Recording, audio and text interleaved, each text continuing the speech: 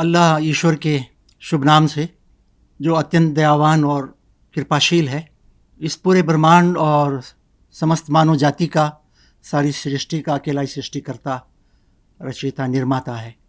उस अल्लाह ईश्वर के शुभ नाम से, जिसके अस्तित्व में, गुणों में, अधिकार में कोई सहभागी और पार्टनर नहीं है। भाइयों, बहनों और दोस्तों, आज जमात इस्लामी हिंद के एक महत्वपूर्ण विचार गोष्ठी में, जिसे ऑनलाइन आयोजित किया जा रहा है, आप तमाम का हार्दिक स्वागत है। मुझे बड़ी खुशी है कि आज इस प्रोग्राम में हमारे बहुत सारे धर्मगुरुओं को, आदरणीय धर्मगुरुओं के विचारों को और उनके जीवन के जो तजुर्बात हैं, उन सबको हम सुनेंगे और लाभ उठाएंगे। एक विचार गोष्ठी के रूप में आपके सामने ये प्रोग्राम प्रस्तुत किया जा रहा है और इसका विषय है, आपदाएं क्यों आती हैं। आगे बढ़ने से पहले मैं ये भी याद दिलाऊं आपको कि इसी मंच से, यानी जमात इस्लामी हिंद के ओर से, अप्रैल में और मई में ऑनलाइन प्रोग्राम किए गए थे।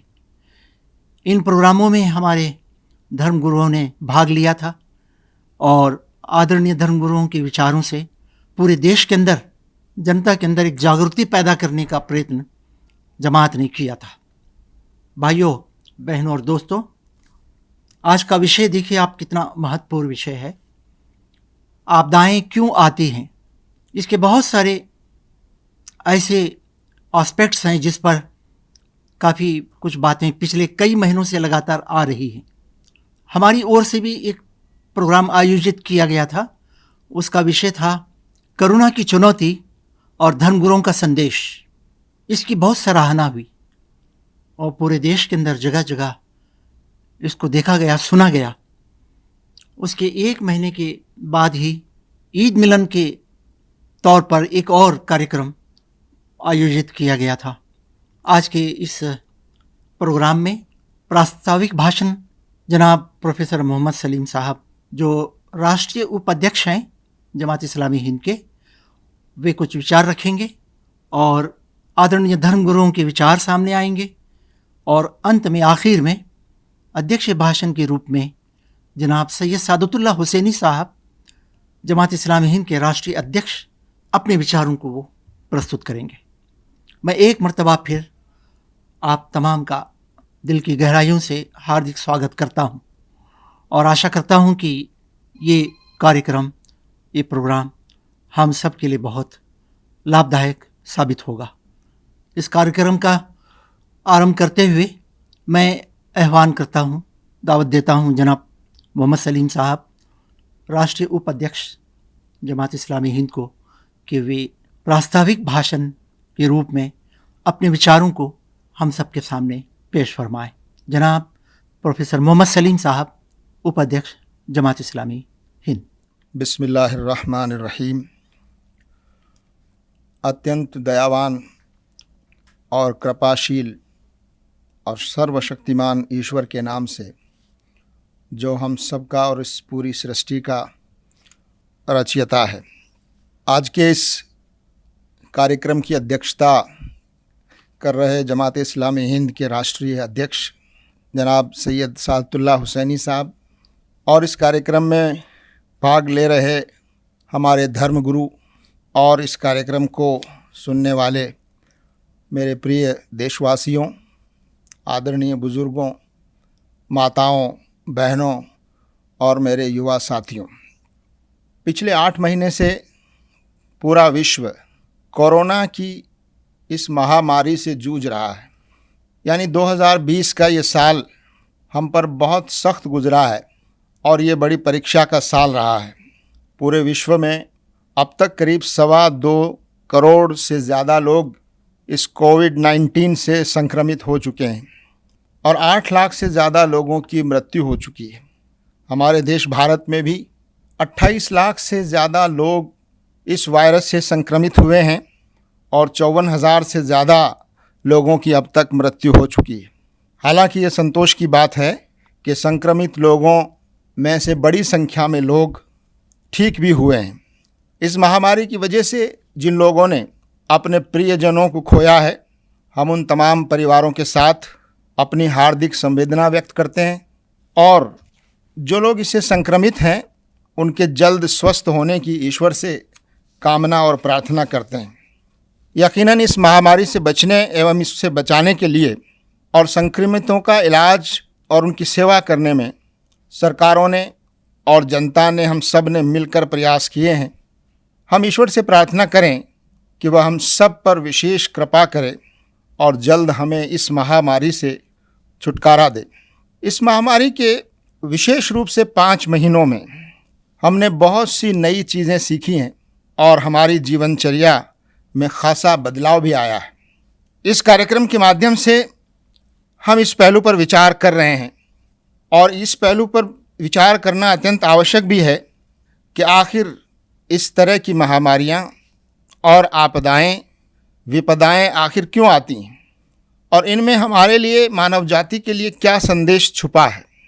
जो लोग ईश्वर में विश्वास नहीं रखते और पूरी तरह वैज्ञानिक आधार पर सोचते हैं और तो वो भी इस बात को मानते हैं और वो समझते हैं कि धरती पर मानव जाति प्राकृतिक संसाधनों को बड़ी बेदर्दी के साथ उनका दुरुपयोग कर रही है, उनको वेस्ट और नष्ट कर रही है, जिससे प्रकृति में संतुलन बिगड़ रहा है। और जब ये संतुलन एक सीमा से आगे बढ़ जाता है और इंसान जब अपनी सीमाएं लांघने लगता है तो प्रकृति भी अपनी एक वैज्ञानिक प्रतिक्रिया के तौर पर इस तरह की आपदाओं को जन्म देती है ताकि इंसान अपनी सीमाओं से आगे न बढ़े।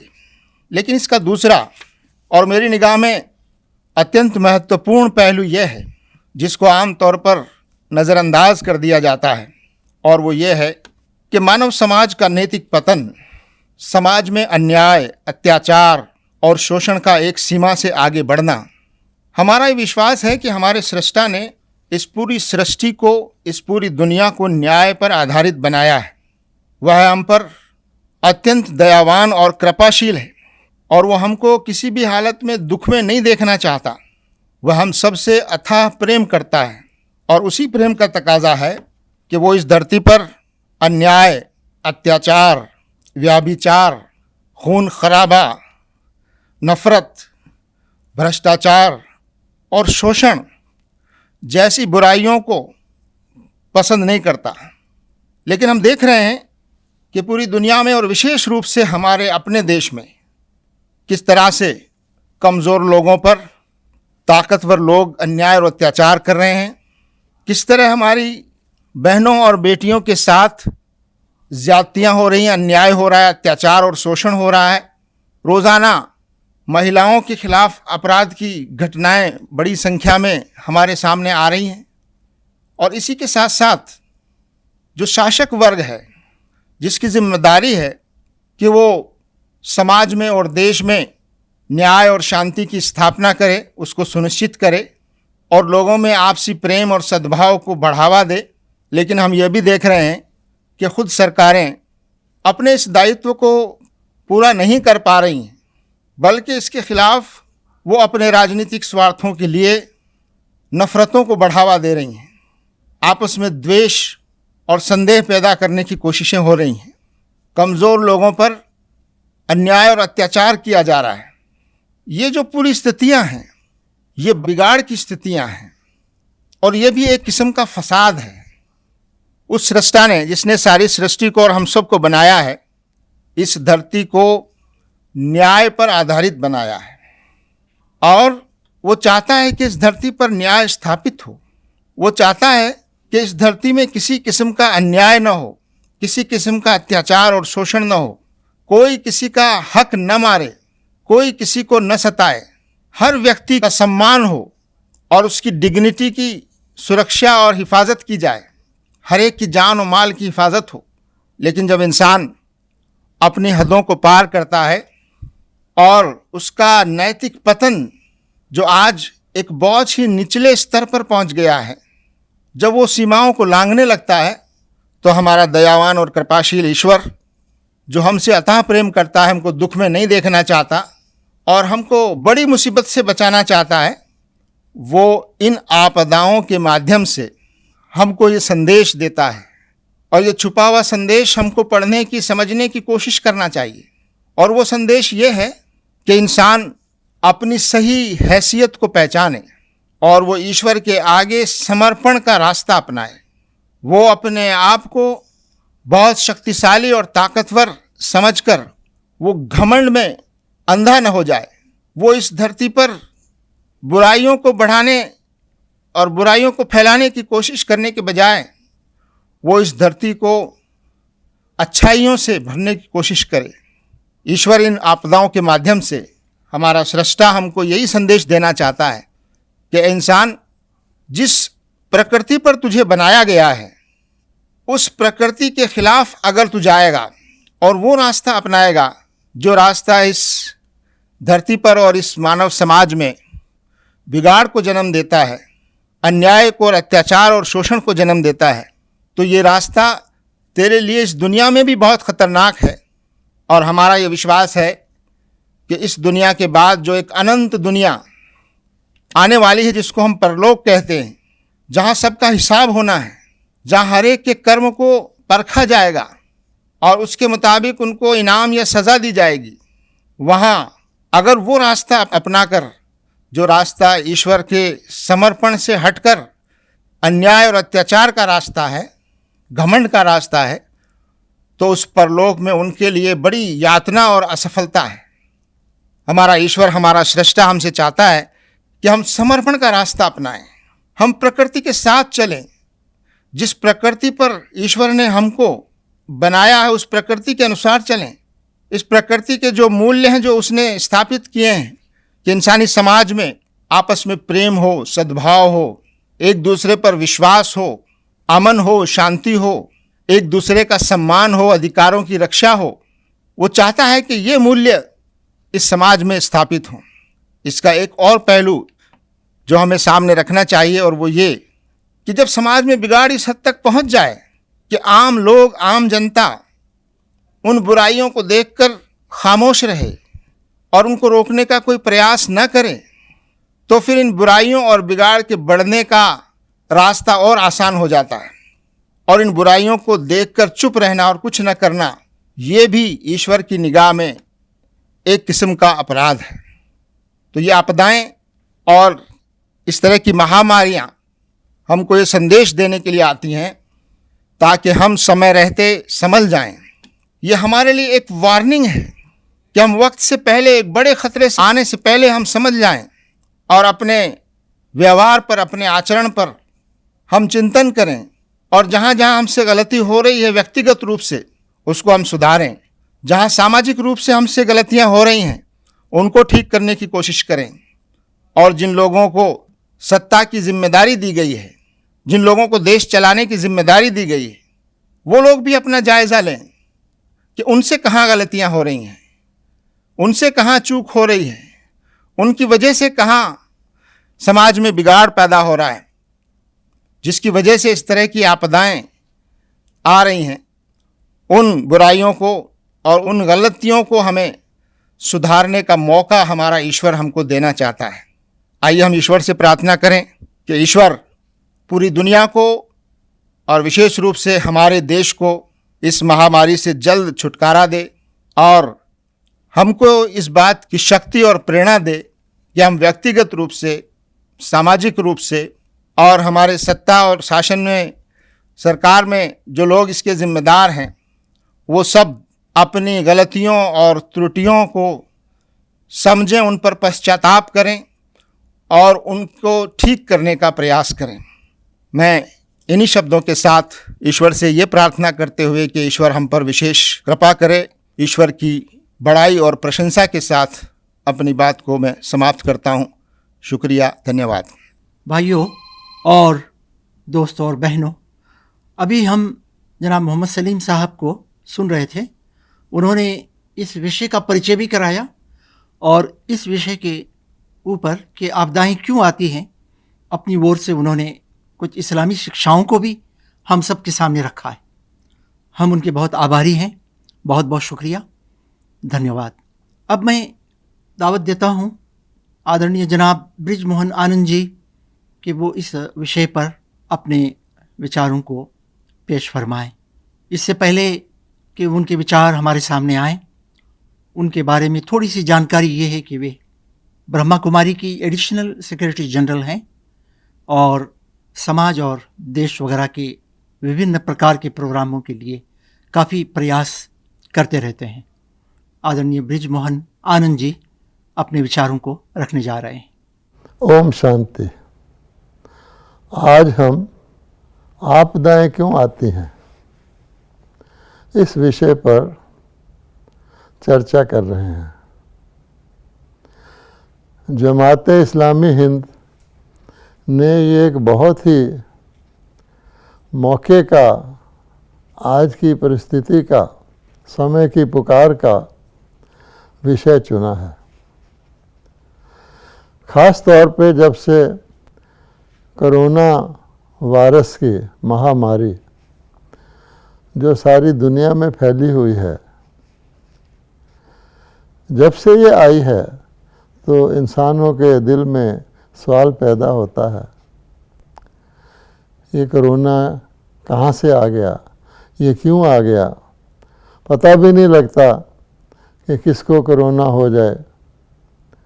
इसी तरह से जो दूसरी प्रकार की महामारियां हैं या आपदाएं हैं, जिनमें हम देखते हैं फ्लड्स हैं, बाढ़ है।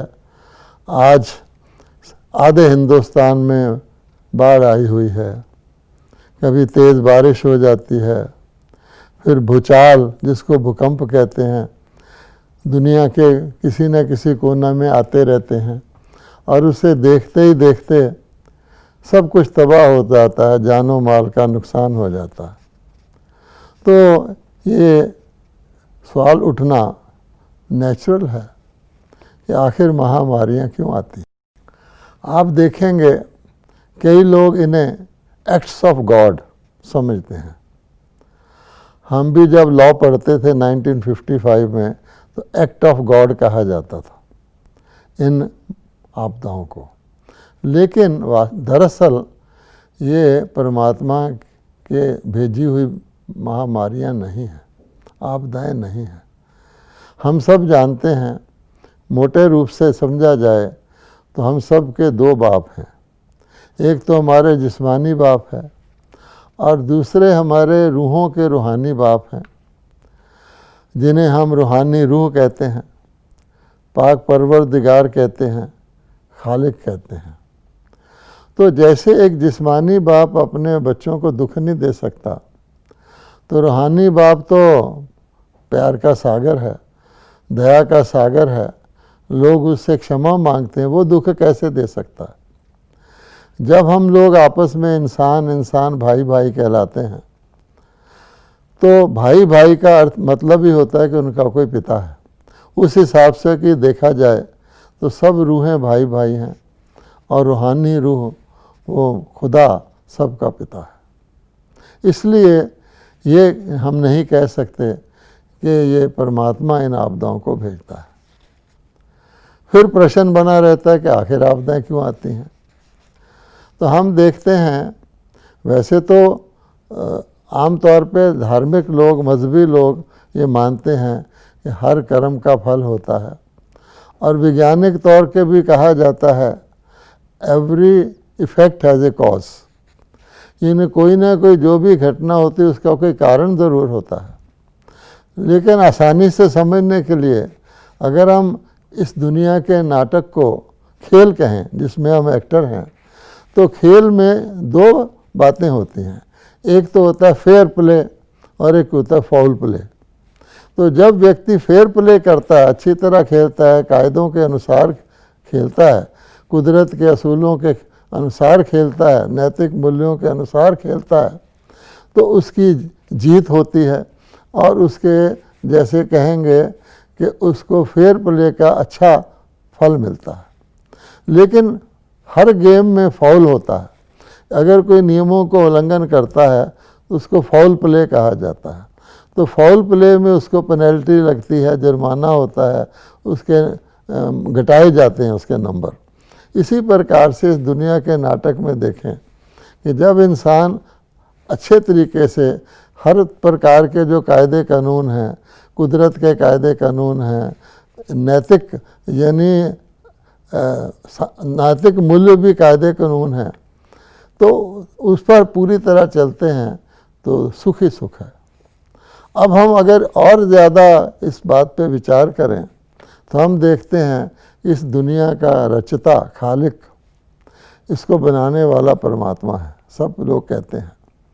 अब परमात्मा क्योंकि परफेक्ट है, वो सर्वशक्तिवान है, तो उसने जो दुनिया बनाई होगी कुदरती तौर पे वो नई बनाई होगी। और वैसे भी हर चीज़ जो बनाई जाती है नई बनाई जाती है, कोई चीज़ पुरानी तो बनती नहीं। कोई मोटर कार कंपनी पुरानी कार तो बना नहीं सकती, कोई बिल्डर पुराना मकान तो बना नहीं सकता। असूल है कि नई बनाई जाती है और पुरानी हो जाती है। कहा जाता है नया 9 दिन पुराना 100 दिन। तो उस खालिक ने जब ये दुनिया बनाई होगी नई, तो ज़रूर उसमें हर चीज़ फेयर होगी, हर चीज़ सतोगुनी होगी।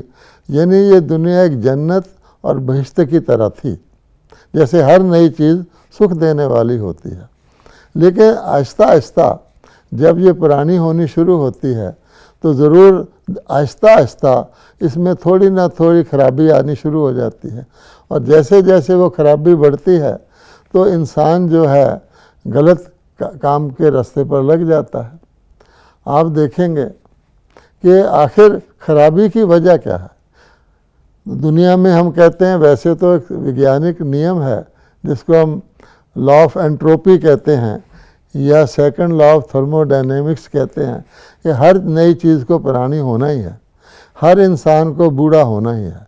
लेकिन फिर भी कोई वजह तो बयान की जाती है। तो इसकी पहली वजह हम ये समझते हैं कि उस खालिक, उस खुदा, उस परमात्मा के वजूद को ना मानना, या उसके वजूद और उसकी शक्तियों और उसकी मेहरबानियों से लापरवाही करना, उनको नज़रअंदाज करना। तो जब इंसान इतने बड़े अपने मालिक को ही भूल जाता है, वो एहसान फरामोश हो जाता है, तो ज़रूर उससे कोई ना कोई गलती होती है। तो पहली गलती ये होती है कि वो रूहानी बाप को भूलने के कारण खुद को रूह नहीं मानता और जिस्म मानने लग जाता है। हम सब जानते हैं इंसान के 2 हिस्से हैं, एक तो फ़ानी जिस्म यानी पेरिशेबल बॉडी, नश्वर शरीर, और दूसरा उसके अंदर काम करने वाली लाफानी रूह, यानी जिसको हम कहते हैं आत्मा, उसको सोल भी कहा जाता है, जो असली ताकत है, शक्ति है, जो इस बॉडी को भी चलाती है। तो जब हम इससे लापरवाही करते हैं अपने खालिक से, तो अपने आप को भी रूह ना मान करके जिस्म मानना शुरू कर देते हैं। अब क्योंकि कोई ड्राइवर अपने आप को गाड़ी मानना शुरू कर दे तो बकरे की माँ कब तक खैर मनाएगी, कुछ ना कुछ नुकसान तो होगा। तो जब हम अपने आप को जिस्म मानना शुरू करते हैं तो हमारे अंदर कुछ मौलिक, कुछ खास प्रकार की खामियां या बुराइयां पैदा हो जाती हैं, जिनको हम मोटे रूप से कहें, पहली तो बुरी नज़र। कहा जाता है करैक्टर हर चीज़ है, अखलाक इंसान का सबसे बड़ी चीज़ है। If character is lost everything is lost. तो बुरी नज़र वो जिस्म में समझने से ही पैदा होती है। दूसरा लालच, जिसके द्वारा हम देखते हैं हमने कुदरत का भी शोषण कर डाला है। तीसरा मगरूरी, कहा जाता है पाप मूल अभिमान, सबसे बड़ी चीज़ है मगरूरी।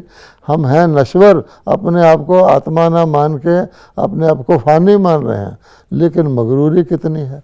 तो इन मगरूरी, इन 5 प्रकार की, 3-4 प्रकार की जो मैंने बयान की, इन बुराइयों की वजह से इंसान के अमाल जो हैं फॉल प्ले शुरू हो जाता है, वो गलत कर्म करना शुरू कर देता है।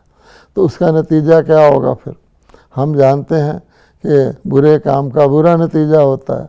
तो फिर उसको इस प्रकार की पहले अनेक तरह के उसके दुख के कारण बनते हैं। जिस्म के अंदर बीमारियां आती हैं, मन के अंदर अशांति आती है, ये उसकी व्यक्तिगत है। लेकिन जब सामूहिक तौर पे सारे के सारे इंसान गलत रास्ते पे चल पड़े तो उनको सामूहिक तौर पे भी दुख भोगना पड़ता है, और उसका फिर नतीजा इस तरह की, जिसको हम आपदाएं कहते हैं, वो जाहिर होती हैं। अब मूल कारण क्या गिना गया कि भगवान से, परमात्मा से दूर हुए, अपने आप को जिस्म मानना शुरू किया।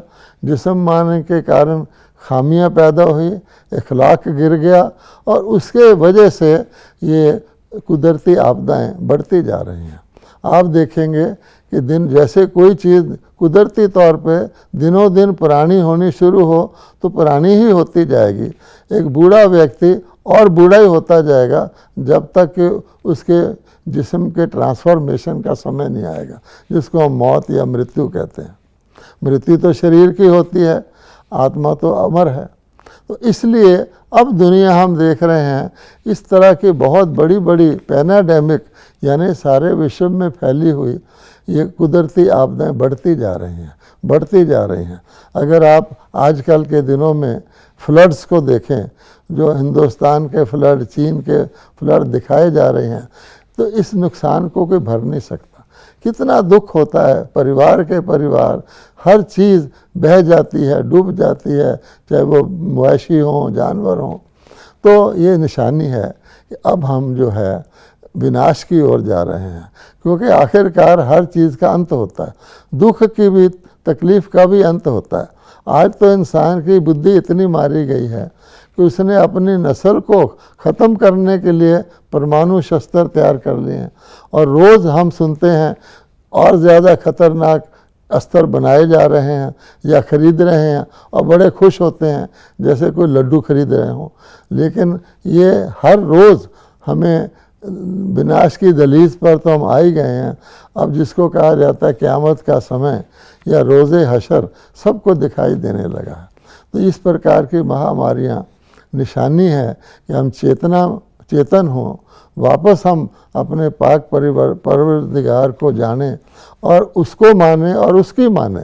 तो परमात्मा कहता है मेरे तो एक ही असूल था जिस पर मैंने इस दुनिया को कायम किया था, अब वो था पाकीज़गी, अर्थात जिसको हम कहते हैं इन बुराइयों से आत्मा उठी हुई हो, वो नेक कर्म करे, हर एक के साथ अच्छा सोचे, अच्छा व्यवहार करे, किसी को दुख ना दे। और इस प्रकार की जो लालच की वजह से आप देखिए दुनिया का क्या हाल हो गया है, और अभिमान की वजह से व्यक्ति के कल का भरोसा नहीं है, घड़ी का भरोसा नहीं, व्यक्ति अपने आप को क्या समझता है। तो ये आपदाएं व्यक्ति को मजबूर करती हैं। जैसे आज का लॉकडाउन है, कोरोना है, तो हर व्यक्ति अपने आप को बेबस महसूस करता है। जब अपने मगरूरी से नीचे आता है तो नेचुरली कुदरती उसका ध्यान खालिक की ओर जाता है। तो ऐसे मौके पर हम सबको परमात्मा को याद करना चाहिए, परमात्मा की शक्ति को मानना चाहिए और परमात्मा की माननी चाहिए कि हम अपनी ज़िंदगी को पाकीज़ बनाएंगे। तो जो ऐसा करेगा वो ऐसे आफत के समय भी, दुख के समय भी महसूस करेगा कि उसको ऊपर से मदद मिल रही है और उसकी ज़िंदगी फिर भी शांति और सुख से बीत रही है। ओम शांति।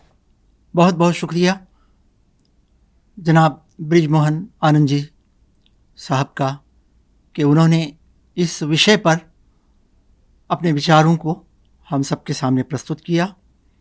अब मैं आह्वान करता हूं कि आदरणीय आचार्य विवेक मुनि जी इस विषय पर अपने विचारों को सबके सामने रखें। हम और आप आचार्य विवेक मुनि जी से अच्छी तरह वाकिफ़ हैं, जानते हैं, क्योंकि इससे पहले कई प्रोग्रामों में वो आ चुके हैं। जैन धर्म के धर्मगुरु हैं और वो भी देश में जगह जगह विभिन्न प्रोग्रामों में जाते रहते हैं।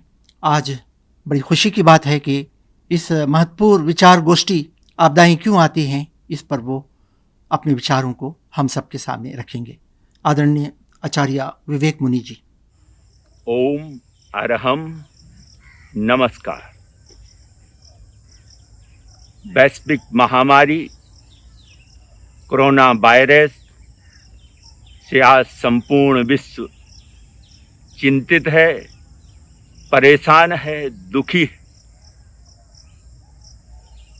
लेकिन यह महामारी अगर किसी की देन है तो वह मनुष्य ने ही इसे उत्पन्न किया है और उसी की विकृत सोच और विकृत मानसिकता के कारण यह वायरस उत्पन्न हुआ या इसे संग्रहित किया गया, पैदा किया गया है। अगर यह लैब से वायरस निकला है तो यह व्यक्ति की विक्षिप्त मानसिकता और सोच के कारण निकला है, और अगर यह वायरस उस मांसाहार की मार्केट से निकला है तब भी यह व्यक्ति की, मनुष्य की विकृत जो भोजन की लालसा है, आहार की जो प्रक्रिया है, उसके कारण यह वायरस आया है, जिसने जीवन के केवल स्वास्थ्य पर ही नहीं, जीवन के हर पहलू पर प्रभाव डाला है। इससे शारीरिक, मानसिक, आर्थिक और आत्मिक नुकसान हुआ है। ऐसे में यह बहुत जरूरी है कि हम जीवन को समझें और मनुष्य जीवन की जो संरचना है वह शुद्ध शाकाहारी प्राणी की संरचना है। तो हमें शाकाहार को विशेष रूप से अपनाना होगा। इसके लिए जैन दर्शन हमें समाधान देता है, हमारा मार्ग प्रशस्त करता है। और भगवान महावीर स्वामी कहते हैं कि अहिंसा संयमो तवो, कि हमारे जीवन में अहिंसा आनी चाहिए, हमारे जीवन में संयम आना चाहिए, हमारे जीवन में तप आना चाहिए और हमारा जीवन शाकाहारी बनना चाहिए। हम जैन जीवन शैली को अपना करके, योग अध्यात्म की प्रक्रियाओं को अपना करके इस महामारी से निजात पा सकते हैं, बच सकते हैं, और उसके साथ साथ हम अपने जीवन में स्वस्थ, शांति के साथ अपनी प्रगति और उन्नति कर सकते हैं। ऐसे में बहुत जरूरी है कि हम अपने जीवन को समझें, क्योंकि जीवन है तो सहज है, दुख होगा, सुख होगा, अनुकूलताएं होंगी, प्रतिकूलताएं होंगी, परेशानियां होंगी, लेकिन इसी जीवन में महापुरुषों ने उस परम स्थिति को, उस परम आनंद को, सुख को, शांति को भी प्राप्त किया है, जिसे पाकर के व्यक्ति अपने उस पूर्ण लक्ष्य तक पहुंचता है। इसलिए किसी कवि ने कहा है कि जीवन कष्ट कटंकित है तो मानव क्यों रोया करता है। जीवन कष्ट कटंकित है तो मानव क्यों रोया करता है। नव बसंत का सुमन सुगंधित, नव बसंत का सुमन सुगंधित कांटों में ही खिलता है, कांटों में ही खिलता है। जीवन है तो दुख रूपी, प्रतिकूलता रूपी कांटे भी हैं, और सुख रूपी, शांति रूपी, आनंद रूपी फूल भी इसमें खिलते। अब हम अपने जीवन के फूल को विकसित करें और अपने जीवन में सद्गुणों की सुगंध को पैदा करें, जिससे हमारा स्वयं का जीवन भी महकेगा और उसके साथ साथ जिस परिवार में हम रहते हैं उसमें भी हम महक को बिखेरेंगे। जिस समाज में और राष्ट्र में हम रहते हैं उस राष्ट्र को भी हम सुशोभित और सुगंधित करेंगे, और पूरे विश्व को भी हम सद्गुणों की सुगंध से महका करके जाएंगे। ऐसा हमें अपना जीवन बनाना है। और ये प्रकृति हमें बहुत कुछ सिखा रही है, बहुत कुछ बता रही है, क्योंकि ऐसे संकट में, ऐसी विकट परिस्थिति में जिसे उत्पन्न हम ही लोगों ने किया है, तो हम ही लोग इसको दूर करेंगे, और दूर करने का सभी को प्रयास करना चाहिए। ये हमें हमारी गलतियों के कारण ही यह सब कुछ हुआ है। और इसमें सबसे बड़ी जो जिम्मेवारी बनती है वह भी मनुष्य की, हम लोगों की ही बनती है, जिसके कारण प्रकृति ने हमें यह एक सीख दी है, एक थपेड़ा मारा है, एक थप्पड़ लगाया है, जिसके कारण जैसे माँ बच्चों को मारती है, डांटती है, लेकिन किसके लिए कि जब बच्चे असद मार्ग पर जाते हैं, गलत रास्ते पर जाते हैं, तो उनको सीख देने के लिए कभी कभी डांटना भी पड़ता है। प्रकृति भी हमें डांट रही है, हमें कुछ सिखा रही है, और हमें उसके प्रति अपनी आस्था, श्रद्धा, विश्वास बना करके प्रकृति के अनुसार अपनी जीवन शैली को, जीवनचर्या को बनाना होगा। वह अगर हम बना सकते हैं तो हमारा जीवन स्वस्थ भी रहेगा, शांत भी रहेगा और समृद्ध भी रहेगा। क्योंकि प्रकृति में हमेशा ये नियम है कि कोई भी चीज आती है तो जाती भी है। तो यह बीमारी भी आई है तो यह भी जाएगी। और यह भी देखें तो पूरे विश्व में या भविष्य में भी आएंगी ऐसी बीमारियां, भूतकाल में ऐसी आती रही हैं। क्योंकि जैन धर्म में अमोघ नियुक्ति में आज से 2400 वर्ष पहले चंद्रगुप्त मौर्य के समय में आचार्य भद्रबाहु स्वामी ने वर्णन किया है, जो आज WHO ने नियम निर्धारित किए हैं, जो सावधानी बताई है, उस समय भी आगमों में और शास्त्रों में यह वर्णन है। वह सावधानियां सभी इसी से WHO के संकेतों से, सुझावों से मिलती जुलती हैं। तो प्रकृति हमें बहुत कुछ सिखा रही है, उसे हम सीखें। प्रकृति धरती मां ने अपने घावों को भरा है। जिस हिसाब से प्रदूषण की समस्या, ग्लोबल वार्मिंग की समस्या, जलवायु परिवर्तन की समस्या पूरी विश्व की समस्या बनी हुई थी, और इसके लिए विश्व के सभी देश, संयुक्त राष्ट्र संघ, यूनेस्को और लाखों NGO संस्थाएं लाखों करोड़ों अरबों डॉलर खर्च करके भी जिस समस्या से छुटकारा नहीं पा रहे थे, निजात नहीं पा रहे थे, उन लोगों को देखें तो इस लॉकडाउन ने और इस महामारी ने उस महान समस्या से हमें छुटकारा दिलाया है। आज एयर का, वायु का प्रदूषण कम हो गया है, और नदियों का पानी, सरोवरों का पानी, सागर का पानी निर्मल और पवित्र शुद्ध हो गया है।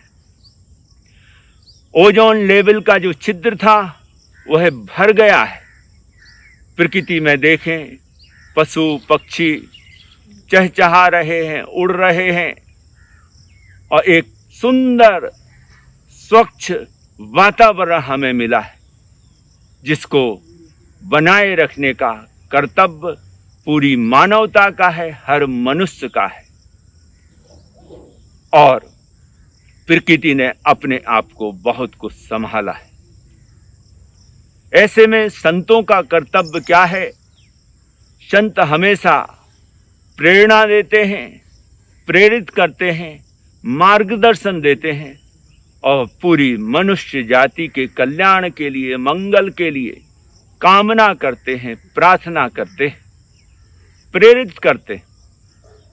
क्योंकि दवा अपनी जगह काम करती है, जिसमें पूरी medical science, doctor, paramedical staff, nurse, सभी लोग दिन रात एक करके सेवा में लगे हुए हैं।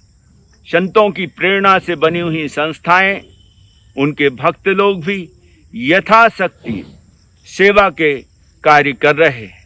तन से, मन से, धन से आहार का दान, औषधि का दान कर रहे हैं, और संत लोग मार्गदर्शन दे के, उनको प्रेरित करके, आशीर्वाद दे करके उनसे यह सदकार्य मानवता के कल्याण के लिए, भले के लिए करा रहे।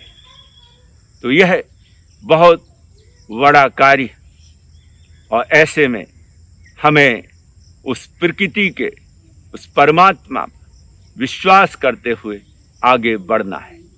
क्योंकि जैसे पतझड़ के बाद में नव वसंत आता है, नए पत्ते आते हैं, रात्रि के बाद में दिन आता है, इसी प्रकार से दुख के बाद में सुख का नया प्रभात होता है।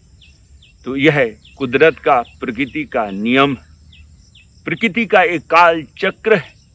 उसे हमें स्वीकार करना होगा, समझना होगा, और उसके अनुसार अपने जीवन को, अपनी जीवन शैली को बनाना होगा, जिससे हमारा, समाज का, राष्ट्र का और विश्व का और पूरी मानवता का कल्याण हो सकता है। कि भगवान महावीर स्वामी ने कहा है, मिट्टी में सब भूयेषु, कि विश्व के सभी प्राणियों से मेरी मैत्री है। और दूसरा सूत्र दिया है, परस्पर उपग्रहो जीवानां, कि परस्पर हम एक दूसरे प्राणियों के लिए, जीवों के लिए उपकारी बने, सहयोगी बने, उनके विकास में हम सहायक बने, उनका खेम कुशल चाहे।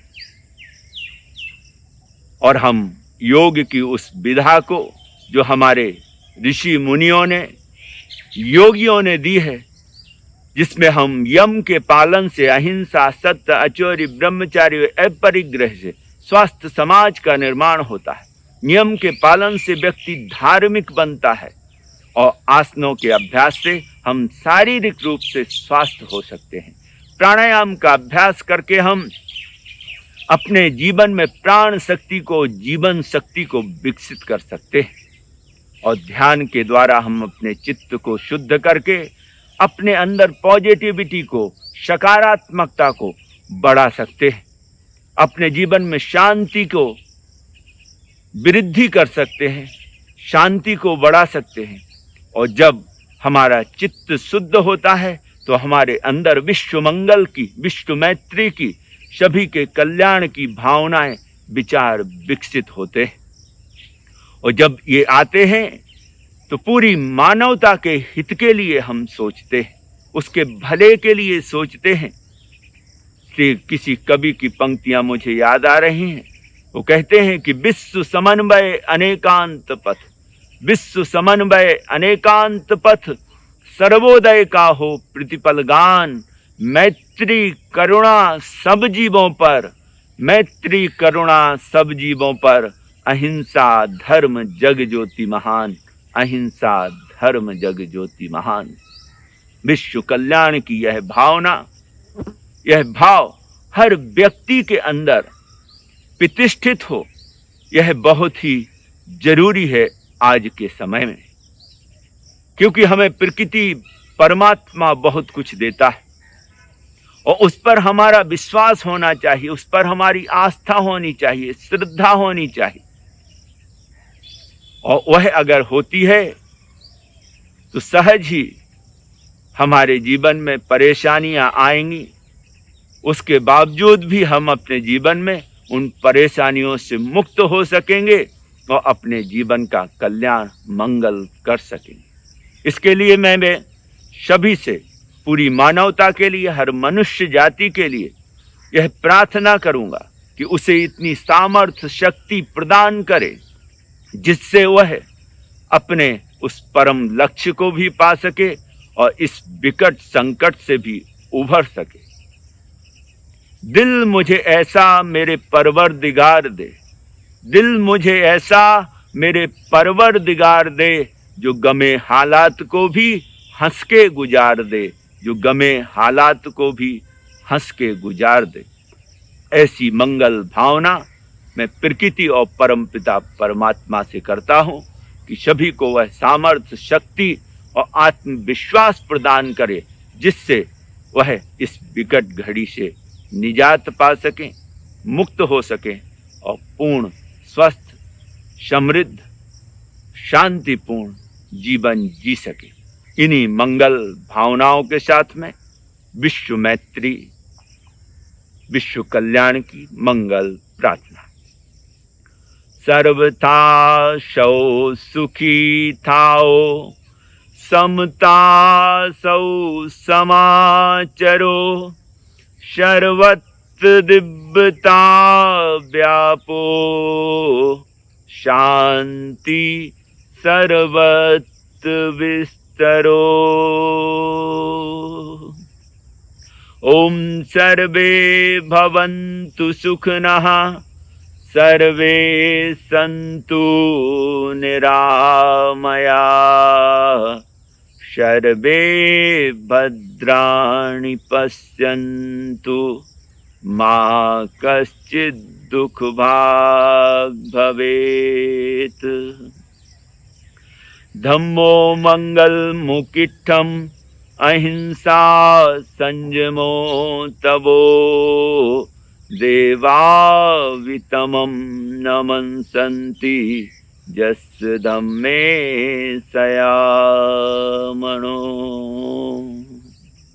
भाइयों, दोस्तों और बहनों, हम सुन रहे थे आचार्य विवेक मुनि जी को, और उन्होंने इस विषय के बारे में अपने विचारों को हम सबके सामने रखा है। हम उनका बहुत बहुत शुक्रिया, आभार प्रकट करते हैं, शुक्रिया अदा करते हैं। और अब मैं दावत देता हूँ डॉक्टर मनीष मेश्राम जी। आदरणीय मनीष मेश्राम जी बौद्ध धर्म के विद्वान हैं, एसोसिएट प्रोफेसर हैं, और बहुत सारे प्रोग्रामों में वो अपने विचारों को प्रस्तुत करने के लिए जाते रहते हैं। और हमारे लिए खुशी की बात है कि इस विचार गोष्ठी में वे भी अपने विचारों को हम सब के सामने रखने जा रहे हैं। आदरणीय डॉक्टर मनीष मेश्राम जी। नमो तस्स भगवतो अरहतो सम्मा सम्बुद्धस्स।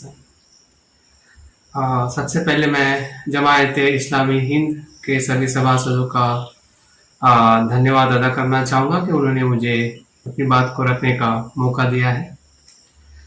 उनकी इस ऑनलाइन विचार गोष्ठी का विषय जो है आपदाएं क्यों और कैसे, इसकी उत्पत्ति क्यों होती है, क्या कारण है जिस आपदा से हम आज पूरा भारत और पूरा विश्व गुजर रहा है, जिसे हम कोविड-19 कहते हैं या कोरोना वायरस कहते हैं। आज का जो अपडेट हमें बताता है कि हर रोज 22,000 के आसपास नए मरीज कोरोना वायरस से ग्रस्त हो रहे हैं। 54,000 के आसपास लोगों की मौत हुई है और 27 लाख के आसपास कोरोना वायरस से ग्रस्त हमारे देश के लोग या हमारी भाई बहने ग्रस्त है। तो ऐसे कोविड-19 जिसे हम आपातकालीन या लॉकडाउन का जो समय हम पिछले फरवरी से हम बिता रहे हैं, और इसमें अनेक प्रकार की संगोष्ठियाँ हुई है, बातों का चर्चाएं हुई है। विशेषतः चिकित्सक क्षेत्र में इसकी चर्चाएं हुई है कि कोविड या कोरोना वायरस क्या है, किस प्रकार से आता है, किस प्रकार से उसके समाधान को हमें ढूंढना है। मनोचिकित्सक मनोवैज्ञानिक चर्चाएं हुई है। अर्थशास्त्र पे क्या इसका प्रभाव पड़ा है, उसकी भी चर्चाएं हुई है। लेकिन इन सभी चर्चाओं में कहीं ना कहीं एक विषय की चर्चा काफी कम हुई है कि इस आपदा के पीछे नैतिक और आध्यात्मिक कारण क्या हो सकता है। और मुझे लगता है कि इसी कारण को ध्यान रखते हुए जमायते इस्लामी हिंद के सभी सभासदों ने इस प्रकार का एक दिवसीय संगोष्ठी का आयोजन किया है। उनके लिए मैं बहुत बहुत उनका स्वागत करता हूँ। उन्होंने इस प्रकार का आयोजन करते हुए सभी धर्म के जो विद्वान हैं या धर्मगुरु है, और हर एक धर्म की अपनी विशेष शिक्षा है कि जो मनुष्य के दुख को समझते हुए दुख से मुक्त होने की बात करते हैं या हमें मार्ग बताते हैं। और उसी प्रकार से मैं doctor Manish Meshram, assistant professor, school of Buddhist study and civilisation, Gautam Buddha Vishwavidyalaya से मैं कार्यरत हूँ। और साथ साथ में मैं बौद्ध धर्म का अनुयायी हूँ। बचपन से ही मेरे जीवन में बुद्ध की शिक्षाओं का संस्कार और अनुसरण करने का मुझे मौका मिला है। और मैं एक वैश्विक बौद्ध संघ है जिसे त्रिरत्न बौद्ध महासंघ के नाम से पूरे विश्व में जाना जाता है, उसका मैं आजीवन सभासद हूँ। और उसमें भी मेरा एक नया नाम से मेरा परिचय होता है जिसे ब्रह्मचारी मंजू कुमार भी कहते हैं। तो जो विषय और जिस विषय के ऊपर मुझे बोलने का जो मौका मिला है कि आपदाएं क्या है और क्यों होती है, तो बुद्ध के शिक्षाओं के अनुसार बोलने के पहले या उसका संबंध आपदाओं से किस प्रकार से, उसके पहले बात करने के पहले मैं इस बात का प्रस्तावित करना चाहूँगा कि आधुनिक परिभाषा में आपदाएं क्या है और कितने प्रकार की होती है और क्या कारण होता है जिसके वजह से आपदाएं, जिसे हम गंभीर दुर्घटनाएं कहते हैं, गंभीर घटनाएं कहते हैं, जो हमारे जीवन का एक हिस्सा हमें बनते हुए या नजर आती है। तो हमारा आपदाएं अधिनियम 2005 धारा के अनुसार जो एक नियम बना है, उसमें आपदा का अर्थ बताया गया है कि जो अप्राकृतिक और मानव निर्मित कारणों से जो आपदाएं, घटनाएं, दुर्घटनाएं होती है और उसका दुष्परिणाम कहीं न कहीं समाज की हानि हो, देश की हानि हो, अर्थ की हानि हो, प्रकृति की हानि हो में परिवर्तित होती है। तो सभी प्रकार की गंभीर घटनाओं को आपदाएं या आपत्ति या हम कह सकते हैं कि दुर्घटनाएं कही जाती है। और इसके दो प्रकार से ज़्यादातर इसका विभाजन होता है, जिसमें प्राकृतिक आपदाएं कहते हैं या दूसरे प्रकार से मानव निर्मित आपदाएं होती है। अगर हम कोविड-19 को या कोरोना वायरस को किस आपदा में ले, किस प्रकार की दुर्घटना है, इसका अगर विश्लेषण करें तो दोनों प्रकार से मुझे दिखाई देती है। वो प्राकृतिक भी है, हाँ, कि कहीं न कहीं वो एक शरीर और जीवाणु के साथ में जुड़ी हुई है, लेकिन साथ साथ में वो मानव निर्मित भी है। ये मानव निर्मित इसलिए है क्योंकि मानव की कुछ गलतियां रही है जिसपे उन्होंने ध्यान नहीं दिया है या उसकी वो जिम्मेदारी जो लेनी चाहिए वो ले नहीं पाए, और उसके वजह से ये एक विराट जो जिसे हम कह सकते हैं कि विराट स्वरूप जिसका धारण हो चुका है, भारत में हो या पूरे विश्व में, कि जो लोग इसमें प्रभावित हो रहे हैं, बीमार हो रहे हैं, बहुत सारे लोगों का मृत्यु हो रहा है। और इस प्रकार की आपदा, इस प्रकार की दुर्घटनाएं विश्व में हर समय में होती थी, होती है और होती रहेगी। लेकिन फिर भी एक मानव जाति की सुरक्षा के लिए, मानव जाति को बचाने के लिए हमारे जो धर्म के संस्थापक है या धर्म के जो विद्वान है, उन्होंने बहुत सारी बातों का जिक्र किया है। अगर हम भारत की प्राचीन विरासत की बात करते हैं कि जिसमें बुद्ध का जन्म हुआ था 2500 वर्ष पूर्व, और उनके समय में भी इस प्रकार के ऐसे बहुत सारे आपदाएं निर्माण होती थी, और बुद्ध अपने शिष्यों को कहते थे कि जाइए, लोगों को मदद करिए और उनको धम्म की शिक्षा दीजिए ताकि वो अपने मन को संतुलित कर सके और उस आपदा से लड़ सके। तो बुद्ध की बात मैं करना चाहूँगा, और विशेषतः अगर मैं बुद्ध धर्म की बात करता हूँ तो आज का परिप्रेक्ष्य बताता है कि पूरे विश्व में दूसरे नंबर का धर्म है कि जो लोग अनुसरण करते हैं। 200 ऐसे देश है कि जहाँ पे बुद्ध धर्म का अनुसरण किया जाता है, और 18 ऐसे देश है कि जिस धर्म का एक प्रमुख धर्म है। तो हम देख सकते हैं कि अगर बौद्ध धर्म का अनुसरण करने वाले या उससे जो प्रभावित जो आजकल के जितने भी वैज्ञानिक हो या फिर विचारशील व्यक्ति हो, बुद्ध की शिक्षाओं से प्रभावित हो चुके हैं और हो रहे हैं। भारत का अगर हम संविधान भी देखते हैं, जिसे हम लोकशाही कहते हैं, यह भी बुद्ध धर्म के विचारों से या दर्शन से प्रभावित है। तो मैं बात ये करना चाहूँगा कि बुद्ध की जो 4 आर्य सत्य की जो शिक्षा है वह किस प्रकार से आपदा के साथ में संबंध रखती है, जिसमें बुद्ध बताते हैं कि पहला जो आर्य सत्य जो है वो है दुख, और दुख के अंदर सभी प्रकार के आपदाएं, समस्याएं हमारे जीवन में किसी न किसी कारण से आती है। हम धर्म की अगर बात करते हैं, पूरे विश्व में अनेक प्रकार के धर्म हैं और सभी धर्म के एक अपना उद्देश्य है, अपने लक्ष्य को, अपने परंपरा को आगे बढ़ाने का। लेकिन अगर हम पूरे धर्म को दो विचारों से अगर हम उसका वर्गीकरण करते हैं तो वो धर्म एक वर्गीकरण में आते हैं कि जो ईश्वर की निर्मित को मानते हुए, ईश्वर ने पूरे संसार को बनाया है, उस प्रकार से नैतिकता का आचरण करते हुए उसने ईश्वर को प्राप्त करना चाहते हैं। लेकिन जब हम बौद्ध धर्म की बात करते हैं तो बौद्ध धर्म ही ऐसा विश्व में धर्म है कि जिसमें अनिश्वरवाद का सिद्धांत है, कि जिसमें पूरी तरह से शुरुआत से लेके मध्य अंत तक सिर्फ मानवता और मानवता की ही बात शुरू होती है और अंत भी उसी मानवता में करुणा में परिवर्तित होकर लोगों के हित और सुख के लिए समर्पित होता है। तो इसलिए बुद्ध ने संसार के अस्तित्व को देखते हुए या खोजते हुए उन्होंने कहा और देखा कि संसार किसने बनाया है, कब बनाया है, इससे कई गुना संसार क्यों दुखी है, इस पे बुद्ध ने गौर किया है। और इसलिए हम देखते हैं कि बुद्ध की जो प्राथमिकता दुख को स्वीकार करने की रही है। इसी कारणवश बुद्ध ने अपने प्रथम उपदेश में, जिसे हम धम्मचक्र प्रवर्तन सूत्र कहते हैं, जो बुद्ध की शिक्षाओं का ऐसा सूत्र है कि बुद्ध की पूरी शिक्षाएं अगर उन्होंने 45 साल तक जो धम्म लोगों के हित और कल्याण के लिए कहा है, उसका वो सार है और ऐसा कह सकते हैं कि पूरी शिक्षा उसमें समाविष्ट है।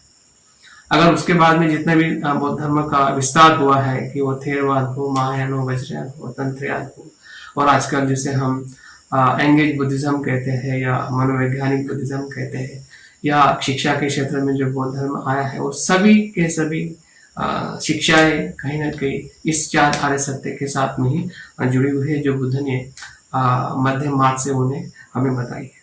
मध्यम मार्ग इसलिए भी आज के परिप्रेक्ष्य में महत्वपूर्ण है कि अगर हम देखते हैं कि विश्व में जब से विज्ञान 18वीं शताब्दी में से निर्माण होकर एक नया स्वरूप पूरे विश्व समाज को दिया है, जिससे बहुत सारे हमें सुविधाएं या हमें सुख, भौतिक सुख प्राप्त हुआ है, लेकिन जिससे कुछ निर्माण हुआ है वो बहुत ही खतरनाक है, जिसे हम पूंजीवाद कहते हैं, और साथ साथ उपभोक्तावाद। इन दोनों वादों को ध्यान में रखते हुए जो मध्यम मार्ग है, और इसे ही कारण के वजह से उपभोक्तावाद हो या फिर पूंजीवाद हो, इसी कारण के वजह से पूरा प्रकृति का संतुलन बिगड़ते जा चुका है, जिसे हम आजकल हम प्राकृतिक आपदाएं देखते हैं, जैसे ग्लोबल वार्मिंग है या पोल्यूशन है या जिस प्रकार का भी ग्लोबल क्लाइमेट चेंज है, ये सभी आपदाएं कहीं ना कहीं इसी पूंजीवाद के अति उपयोग से, अति करने से ही निर्माण हुई है। और बुद्ध का पूरा सिद्धांत जो है मध्यम मार्ग पे अनुसार है, कि जो 4 आर्य सत्य से ही हम आपदा को समझ सकते हैं। अगर उत्पत्ति की बात करते हैं तो बुद्ध दूसरे आर्य सत्य में बताते हैं कि दुख का समुदाय किस प्रकार से होता है। बहुत सारे विद्वान या बहुत सारे धर्म के संस्थापक कहीं ना कहीं बाह्य कारण बताते हैं या फिर ईश्वर का एक प्रकोप बताते हैं या पूर्व जन्म के कर्म का प्रकोप बताते हैं, लेकिन बुद्ध बताते हैं कि किसी भी प्रकार की आपदा हो, या फिर हम कोरोना वायरस की हम बात करें या इस प्रकार के कितने भी संसार में आने वाली आपदा है, कहीं ना कहीं उसका कारण जो होता है हमारी खुद की तृष्णाएं होती है, और उस तृष्णा के साथ में अज्ञान होता है। अज्ञान और तृष्णा ही ऐसे 2 कारण है जिस कारण की वजह से संसार में, समाज में या व्यक्ति के जीवन में दुख, आपदाएं या समस्याएं निर्माण होती है। उसका दूसरा कोई कारण नहीं है, ना एक कारण है जिसे हम ईश्वर कहते हैं, वो भी कारण नहीं है इस आपदा का। कारण है तो हमारी व्यक्तिगत या समाज की जो गलत धारणा है या उसके प्रति देखने का उसका झुकाव है, उसकी आसक्ति ही हमारे दुख का कारण है। अगर हम आपदा की उत्पत्ति का मूल कारण ढूंढना चाहते हैं तो बुद्ध की वाणी में, बुद्ध के 4 सत्य में हमें दूसरे सत्य में दिखाई देता है। तीसरा सत्य ऐसा बताता है कि हमें आशावान होना है, भले ही आपदा हो या किसी भी प्रकार का दुख हो, बदलने वाला है, हम उससे मुक्त हो सकते हैं। बुद्ध ने सबसे बड़ी आशा का किरण तीसरे आर्य सत्य में दिखाया कि हम उससे मुक्त हो सकते हैं। लेकिन मुक्त तभी हो सकते हैं कि जब हम उस दुख के कारण को स्वीकार करें, उस दुख के कारण पे कार्य करें, नहीं कि और किसी कारण पे। तो उसका बुद्ध हमें मार्ग भी बताते हैं, जिसे हम आर्यष्टांगिक मार्ग कहते हैं, मध्यम मार्ग कहते हैं, जिसकी शुरुआत सम्यक दृष्टि से शुरुआत होती है। सब में संकल्प बनता है, फिर बाद में सम्यक वाणी बनती है, सम्यक आजीविका बनती है, सम्यक कर्मांत बनता है। सम्यक स्मृति, सम्यक व्यायाम, सम्यक समाधि। इस प्रकार से 8 अंगों से बना हुआ ये अष्टांगिक मार्ग 8 पहलू है कि हम उस आपदा से, उस समस्या से, कोरोना वायरस से भी हम मुक्त हो सकते हैं। और आजकल पूरे विश्व में जिस प्रकार से मनोवैज्ञानिक बताते हैं कि ध्यान या मन की अवस्था को संतुलित रखने से ही, शुद्ध रखने से ही, या विधायक या पॉजिटिव रखने से ही हम अपने इस आपदा से लड़ सकते हैं। अन्यथा हम और भयंकर दुख में, जिसे हम भय कह सकते हैं, चिंता कह सकते हैं, तनाव कह सकते हैं, या हम स्ट्रेस कह सकते हैं, जो हमारे जीवन का एक हिस्सा बनते जा रहा है इसी कोरोना के आपदा से या कोविड-19 से। तो इस प्रकार से बुद्ध का जो अष्टांगिक मार्ग है वो प्रज्ञा, शील और समाधि से गुजरते हुए उस समाधान की तरफ ले जाता है, जो समाधान के बाद बुद्ध तीसरे आर्य सत्य में कहते हैं। तो इस प्रकार से मैं अंतिमतः ये कहना चाहूंगा कि बुद्ध का संपूर्ण दर्शन, जिस दर्शन को मैं अभ्यास करता हूँ या संवाद करता हूँ या खुद मैं अपने जीवन में आचरण करता हूँ, मैं भी अपने जीवन में इसी ही मार्ग का अनुसरण करते हुए इस आपदा से मैं लड़ रहा हूँ। क्योंकि भले मैं उस कोरोना से इफेक्टेड नहीं हूँ, लेकिन कहीं ना कहीं उसकी असर मेरे जीवन में आती रहती है और मुझे भी भय लगता है कि मैं इस वायरस से, इस आपदा से कैसे लड़ूं। और मेरे पास मार्ग है, उस मार्ग का मैं अनुसरण करते हुए अपने परिवार और मेरे दोस्त हैं, मेरे जो भी जिससे मैं मिल सकता हूँ, जिससे मैं बात कर सकता हूँ, ऑनलाइन हो या फिर फोन से हो या किसी भी प्रकार से मैं मदद करने की कोशिश कर रहा हूँ, जिसमें शील समाधि प्रज्ञा का जो अनूठा जो आविष्कार या ऐसा कह सकते हैं कि समाधान है इस आपदा का, या किसी भी प्रकार के दुख का, जो शारीरिक हो, मानसिक हो, भावनिक हो, या इस प्रकार की प्राकृतिक या मानव निर्मित जो आपदा हो, उससे हम लड़ सकते। डॉक्टर मनीष मेश्राम जी, जिनके विचारों को अभी हमने सुना है, बहुत बहुत शुक्रिया, धन्यवाद। भाइयों, बहनों और दोस्तों, इस प्रोग्राम को आगे बढ़ाते हुए अब मैं सिख धर्म के एक बड़े विद्वान और अकाल तख्त साहिब के भोजपुर जत्थेदार गोल्डन टेम्पल अमृतसर आदरणीय प्रोफेसर मनजीत सिंह जी से आह्वान करता हूं कि वो अपने विचारों को आपदाएं क्यों आती हैं इस विषय पर प्रस्तुत फरमाएं और हम सबको लाभ उठाने का अवसर दें। आदरणीय प्रोफेसर मनजीत सिंह जी। आदरणीय भाइयों और बहनों और नौजवान बच्चे बच्चियों, वाहिगुरू जी का खालसा, वाहिगुरू जी की फतेह। जमाते इस्लामी की ओर से एक बहुत महत्वपूर्ण विषय के ऊपर चर्चा करने के लिए हमको आमंत्रित किया गया। आज पूरे विश्व में मानव जाति कोरोना बीमारी जो महामारी का रूप अख्तियार कर गई है, जिसने पूरे मानव समाज को भयभीत कर रखा है, उसके बारे में कुछ विचार विमर्श करने के लिए हम कुछ समय ले रहे हैं। महापुरुषों ने हमको बताया कि जब भी कोई आपदा आती है, कोई मुसीबत आती है, चाहे वो शारीरिक रोगों के रूप में हो, चाहे वो सामाजिक या मानसिक समस्याओं के रूप में हो, बेशक हम लोग चिंतित हो जाते हैं, लेकिन चिंतित होने से उसका हल नहीं आता। चिंतित होने की बजाय हम चेतन होना शुरू कर दें, चेतन होना सीख लें, तो चिंता विसर्जित होने की संभावना बन जाती है।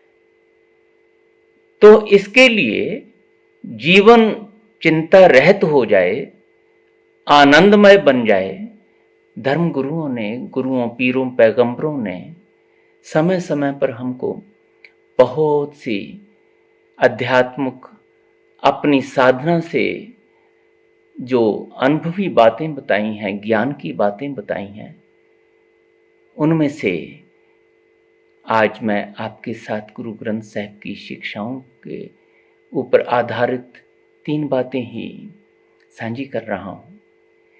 क्यों आती है आपदा? क्यों जीवन में या शारीरिक तौर पर या मानसिक तौर पर हम रोगों का शिकार हो जाते हैं? क्यों झगड़े क्लेश सामाजिक तौर पर, पारिवारिक तौर पर हमारे जीवन में हमको दुखी करने के लिए, पीड़ित करने के लिए जीवन में बन जाते हैं? महापुरुष हमको बताते हैं, ज़्यादा विस्तार में जाने की ज़रूरत नहीं। आपने चिंता तो करनी सीख ली, चिंतन करना भूल गए, और चिंतन भी आत्मचिंतन के रूप में करना था। तो हम अपने साथ रोज़ 5-7 मिनट बिताना भी भूल गए। आत्मचिंतन, अपने साथ अपनी पड़चोल, अपने आप का एनालिसिस करना, अपने आप की परख करनी थी। तो 3 बातें गुरु ग्रंथ साहिब की शिक्षाओं के ऊपर आधारित मैं आपसे आत्मचिंतन के लिए साझी कर रहा हूं। पहले, जीवन में जब तक संयम नहीं है, चाहे वो अपने विचारों के ऊपर, चाहे अपने कर्मों के ऊपर, चाहे अपने व्यवहार के रूप में, यदि किसी भी बात में संयम नहीं है तो आपदा आएगी। खुराक है, शरीर को तृप्ति देने के लिए, शरीर को ताकत देने के लिए खुराक की जरूरत है, लेकिन उसमें यदि संयम नहीं होगा, केवल रस अनैतिक रूप में हमारे ऊपर हावी हो जाएंगे, तो वो खुराक हमारे लिए बीमारी का कारण बनेगी। विचारों की खुराक है जिसने हमारी आत्मा को, हमारी रूह को, हमारे मन को संतुष्टि देनी है। उसमें संयम नहीं है तो हम मानसिक रोगी होंगे। ऐसे ही समाज में झगड़े क्लेश हैं, मारामारी है। आज बोल रहे हैं लोग कि ये कोरोना वायरस मैन मेड है, आदमी की अपनी ही पैदाइश है। तो इसके पीछे क्या सोच काम कर रही होगी? कहीं ना कहीं खुदगर्जी वाली, अनैतिक व्यवहार वाली, अहंग वाली, दूसरे को नीचा दिखाने वाली, अपमानित करने वाली, दुखी पीड़ित करने वाली कोई सोच अंदर काम कर रही होगी किसी के। चाहे वो किसी भी देश में बैठा है, कोई भी है, चाहे वो राजनीतिक है, चाहे किसी और कार्य क्षेत्र में वो काम कर रहा है। तो पहले जीवन में संयम नहीं है तो फिर बहुत सी आपदाएं आने की संभावना। दूसरी बात, संतोष। संयममय ढंग से कुछ भी हमने आर्थिक तौर पे, पदार्थक तौर पे कमाया, यदि उसमें संतोष नहीं है, तृप्ति नहीं है, तो वो तृष्णा बनेगी। तो तृष्णा में से खुदगर्जी निकलेगी, ईर्ष्या निकलेगी। हमारा अहं बार बार हमको दूसरे से अनैतिक ढंग से आगे निकलने के लिए तंग करेगा, और वो खुदगर्जी, वो अहं, वो तृष्णा हमारे जीवन में दूसरों को तो पीड़ित करेगी ही, उसका पीड़ादायी प्रभाव हमारे जीवन के ऊपर भी पड़ेगा। तीसरी बात सेवा है। संयममय ढंग से किया हुआ कुछ भी जो प्राप्ति है, चाहे वो पदार्थक है, चाहे वो आध्यात्मिक है, चाहे वो किसी भी रूप में है, यदि हम दूसरों के साथ, दूसरों की भलाई के साथ, दूसरों के आनंदमय जीवन के लिए बांट लेते हैं, चाहे वो परमात्मा की प्यार याद है, उनके सद्गुणों की चर्चा है, चाहे वो जीवन में आर्थिक तौर पे, पदार्थक रूप में कुछ भी कमाया है, वो बांट के खाने के लिए, किसी लोड़वंद पीड़ित के लिए कुछ बांट के करने के लिए हमारे मन में विचार है, तो ये आपदाएं आएंगी भी तो भी हमको चिंतित नहीं कर पाएंगी।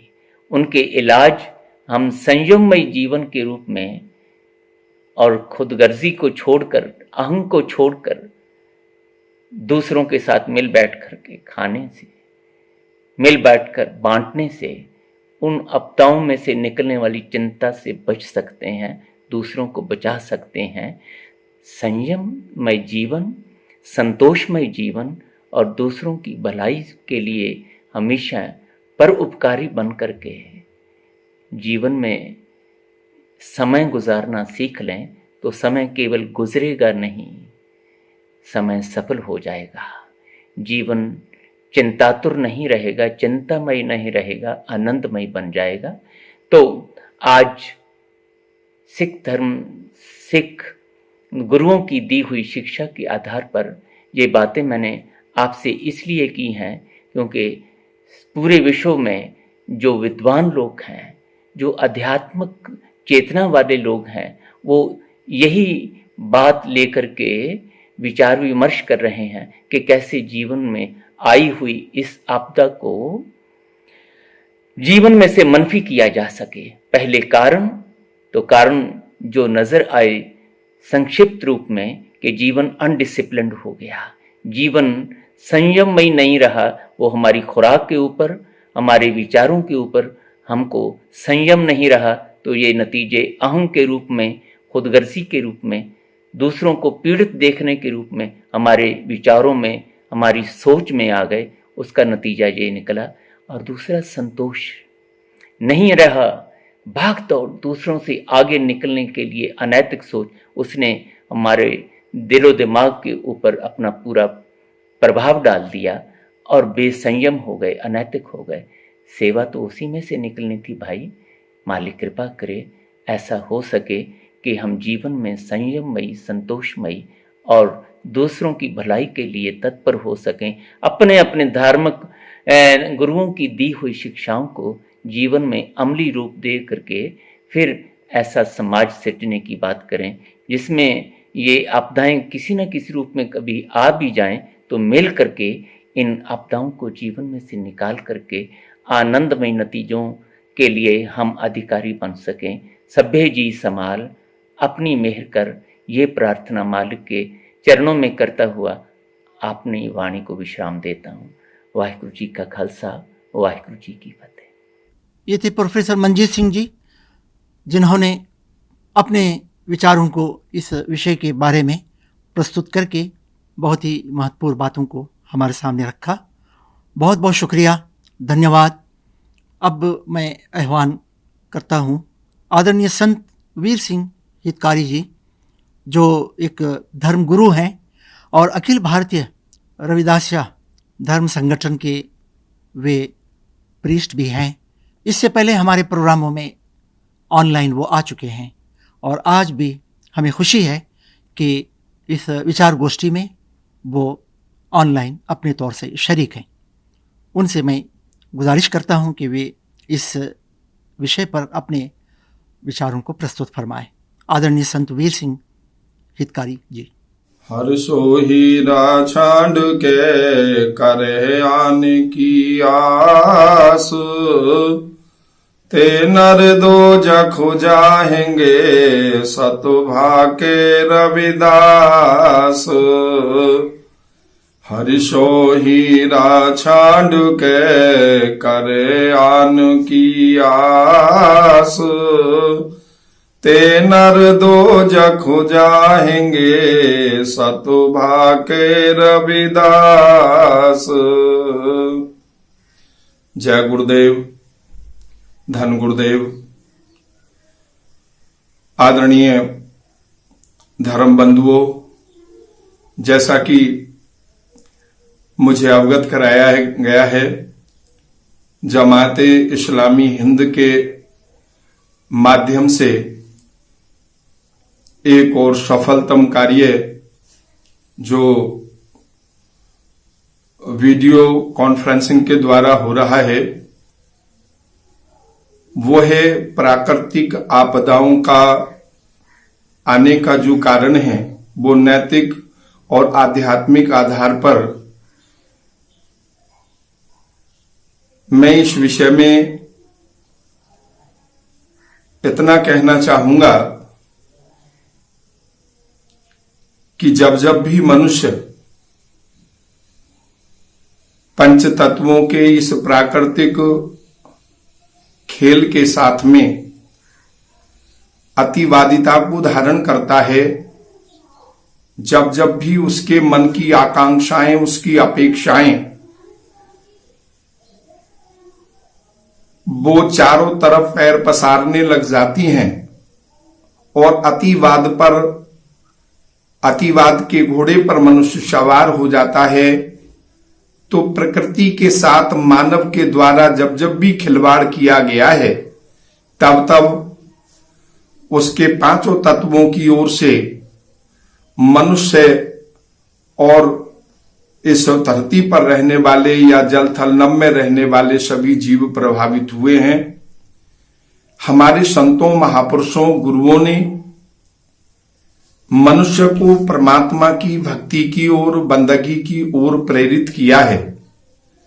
संत गुरु रविदास जी महाराज बंदगी का मार्ग देते हुए परमात्मा को निवेदन करते हैं, तू जानत में कछु नहीं भवखंडन राम, सकल जीव शरणागति प्रभु पूरन काम, जो तेरी शरणागता तिन नाही भार, ऊंच नीच तुमसे तरे आलजू संसार, कह रविदास अकथ कथा बहु काहे करीजे, जैसा तू तैसा तू ही क्या उपमा दीजे। निसंदेह चार खानी के अंदर मनुष्य योनि जो है वो सर्वश्रेष्ठ है। सतगुरु रविदास महाराज मानव जाति को श्रेष्ठतम जाति के रूप में आंकते हैं। दुर्लभ जन्म फुन फल पायो वृथा जात अविवेके, राजे इंद्र शम्स रे ग्रह आसन बिन हरि भक्ति कहो के लेके। मान लिया कि मनुष्य का जो चोला है, मनुष्य का जो जामा है, इंसानियत का जो जामा है, ये इंसानी जामा सर्वश्रेष्ठ है। लेकिन कब है सर्वश्रेष्ठ? जब ये परमात्मा की बंदगी का रास्ता अपनाए। हरि भक्ति के बगैर सारे भौतिक साधन और संसाधनों को सतगुरु रविदास महाराज इस भौतिक ताकत को अधूरा मानते हैं। उन्होंने कहा है कि संसार के सारे सुख मनुष्य के चरण क्यों ना चूम रहे हों, अगर उसके जीवन में, यहां तक कहा कि इंद्र का इंद्रासन भी मनुष्य प्राप्त क्यों ना कर ले, लेकिन अगर हरि भक्ति उसके जीवन में नहीं है तो वो इंद्रासन भी एक दिन उसके हाथ से छूट जाता है। तो हमारे संत गुरुओं ने मनुष्य को परमात्मा की बंदगी की ओर इशारा किया है, उसको उस रास्ते पर चलने के लिए प्रेरित किया है। आज के इस भौतिक युग में ये देखने में आ रहा है कि मनुष्य जल, थल, नभ, अग्नि आदि पांचों तत्वों पर जिस तरह से अतिक्रमण कर रहा है, उस अतिक्रमण का ये परिणाम है कि वो अपने नैतिक मूल्यों को खो चुका है। वो संतुष्ट नहीं है, वो चाहता है कि मैं सर्वश्रेष्ठ मानव चोला पाकर तो आया ही हूं, लेकिन प्रकृति के उस स्वामित्व को भी मैं ही प्राप्त कर लूं। और जब जब भी मनुष्य ने ऐसा करने की कोशिश की है, यानी जब जब भी किसी भी तत्व विशेष का उसने दोहन करने की कोशिश की है या उस पर अपना आधिपत्य जमाने की कोशिश की है, आप देखते हैं जल पर लड़ाई हो रही है, थल पर लड़ाई हो रही है और नभ में लड़ाई हो रही है। चारों तरफ से मनुष्य अपना ही स्वामित्व, अपना ही प्रभाव, अपना ही अधिकार जमाने के लिए ये नैतिक मूल्यों से नीचे गिर चुका है। तो मैं महसूस करता हूं कि जब जब भी मनुष्य ने प्रकृति के पंच तत्वों के साथ में अतिवाद दिखाया है, तब तब हमारे सामने ये आपदाएं मुंह खोलकर खड़ी हो जाती हैं। चाहे वो आसमान से बिजली का गिरना हो, चाहे वो वायु तत्व में तूफानों का आना हो, चाहे वो जल तत्व में बड़े बड़े बाढ़ आ जाना हो, और चाहे वो अग्नि तत्व हो, सभी तरह से, या पृथ्वी तत्व से भूकंप का जन्म लेना हो। 6 महीने से जिस तरह हम भारत भूमि के पावन धरातल पर ये महसूस कर रहे हैं, और जमायते इस्लामी हिंद ने जो महसूस किया है महापुरुषों ने, ये बिल्कुल यथार्थ है। आज भी ईश्वर हमको, परमात्मा हमको इशारा कर रहा है कि संभलने का वक्त है। कोरोना तो एक नाम आज पूरे विश्व के अंदर वैश्विक महामारी का रूप धारण कर चुका है। कितने ही प्राणियों ने समय से पूर्व अपने प्राणों की आहुति दे दी है, और पता नहीं अभी आगे क्या होना है, परमात्मा जाने। लेकिन इतना जरूर कहना होगा कि जो सदगुरु रविदास महाराज का वचन है, दुखिया दर्द बंद दर आया, बहुत पियास जवाब ना पाया। आज पूरा विश्व दुखी है, और परमात्मा के चरणों में प्रार्थना है कि इस वैश्विक महामारी के जो औषधि है, परमात्मा अपने आशीर्वाद के रूप में वो औषधि मानव जाति के रक्षार्थ हेतु समूह से मानव वैज्ञानिक जगत के माथे पर बैठकर, स्वास्थ्य विभाग के माथे पर बैठकर परमात्मा अपना आशीर्वाद दें। लेकिन सतगुरु जी का ये मानना है कि दुखिया दर्द बंधु दर आया, बहुत पियास जवाब न पाया, कह रविदास शरण प्रभु तेरी, जो जानो सो करो गति मेरी। ये लास्ट है, ये अंतिम परिणति है कि चारों तरफ से हार जाने के बाद, थक जाने के बाद, टूट जाने के बाद और असफलताओं की चादर ओढ़ लेने के बाद अंततः मनुष्य परमात्मा के ही चरणों में प्रार्थना करता है कि हे प्रभु, अब आप ही आप हैं। सो सतगुरु रविदास महाराज मानव जाति को संदेश देते हैं, कह रविदास अकथ कथा बहु काहे करीजे, जैसा तू तैसा तू ही क्या उपमा दीजे। उस परमात्मा, उस परवरदिगारे आलम, उस दुनिया के बेताज बादशाह की ओर मानव के मन को अग्रसित करते हुए सतगुरु रविदास महाराज हमें प्रेरणा देते हैं कि वो सत्ता, जो परमात्मा रूपी सत्ता है, उसकी जो कथा है अकथनीय है। हमें उसकी महिमा, उसकी उपमा और उसके प्रार्थना में अपने जीवन का समय जरूर देना चाहिए। मनुष्य कितना ही भी बड़ा क्यों ना हो जाए, लेकिन वो पंच भौतिक तत्वों के बने हुए इस चोले को अगर साकार करना चाहता है, इसके उद्देश्य को प्राप्त करना चाहता है, तो उसे बंदगी का रास्ता अपनाना होगा और अतिवाद से अपने पैरों को पीछे हटाना होगा। रूहानियत और आध्यात्मिक का जो रास्ता है वो हमें यही प्रेरणा देता है कि हम परमात्मा की बंदगी करें। सर्वे एक अनेक स्वामी सबघट भोगवे सोई, कह रविदास हाथ पे नहरे सहजे होए सो हुई।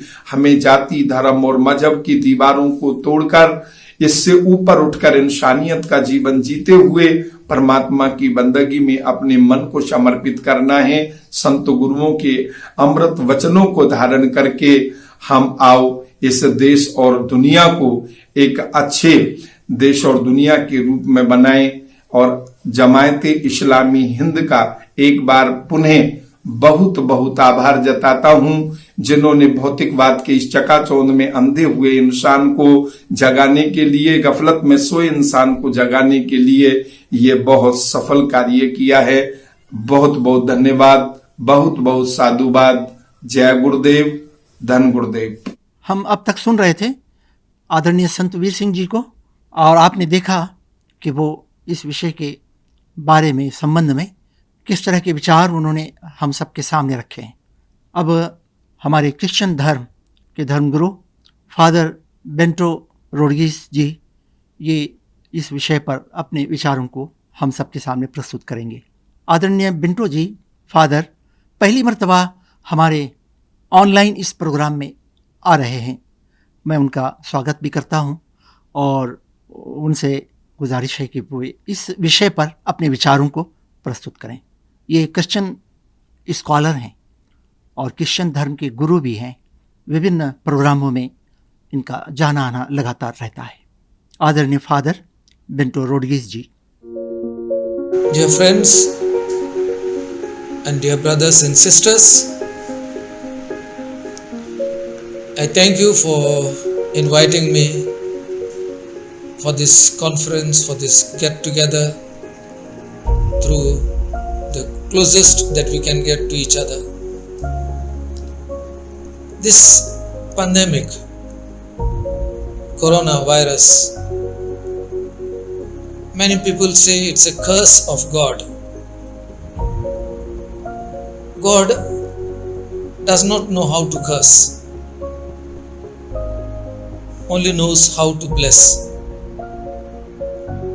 And St. Paul tells us that all things work for our good.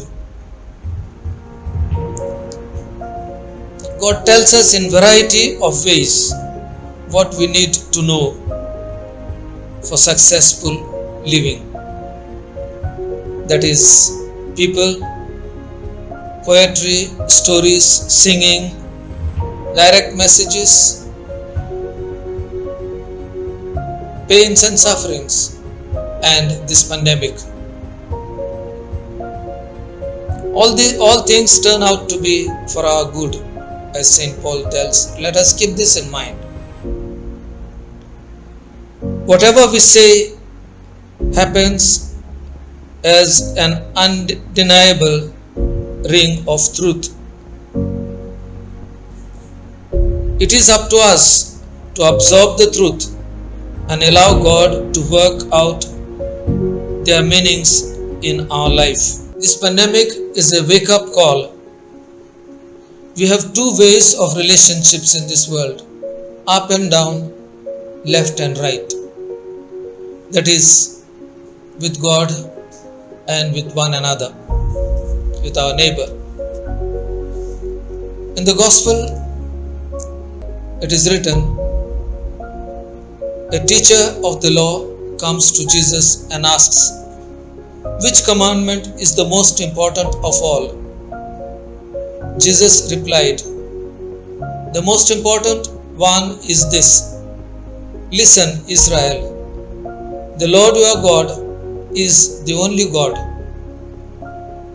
Love the Lord your God with all your heart, with all your soul, with all your mind, and with all your strength. The second most important commandment is this. Love your neighbor as yourself. There is no other commandment more important than these two. We have almost forgotten the first relationship, up and down. Very often it has been reduced to a mere ritual. The rituals that we have, we feel that we have relationship with God. The other relationship with one another has been often reduced to a relationship of lust, greed, or pride. This pandemic is a wake-up call. Return to the love of God and love of your neighbor. Return to our roots. And you love God and love your neighbor without any self-interest. This is what this pandemic teaches us today, that we need to return back to God and to our neighbor. And this pandemic will be pain and suffering that makes our life useful to ourselves and useful to others.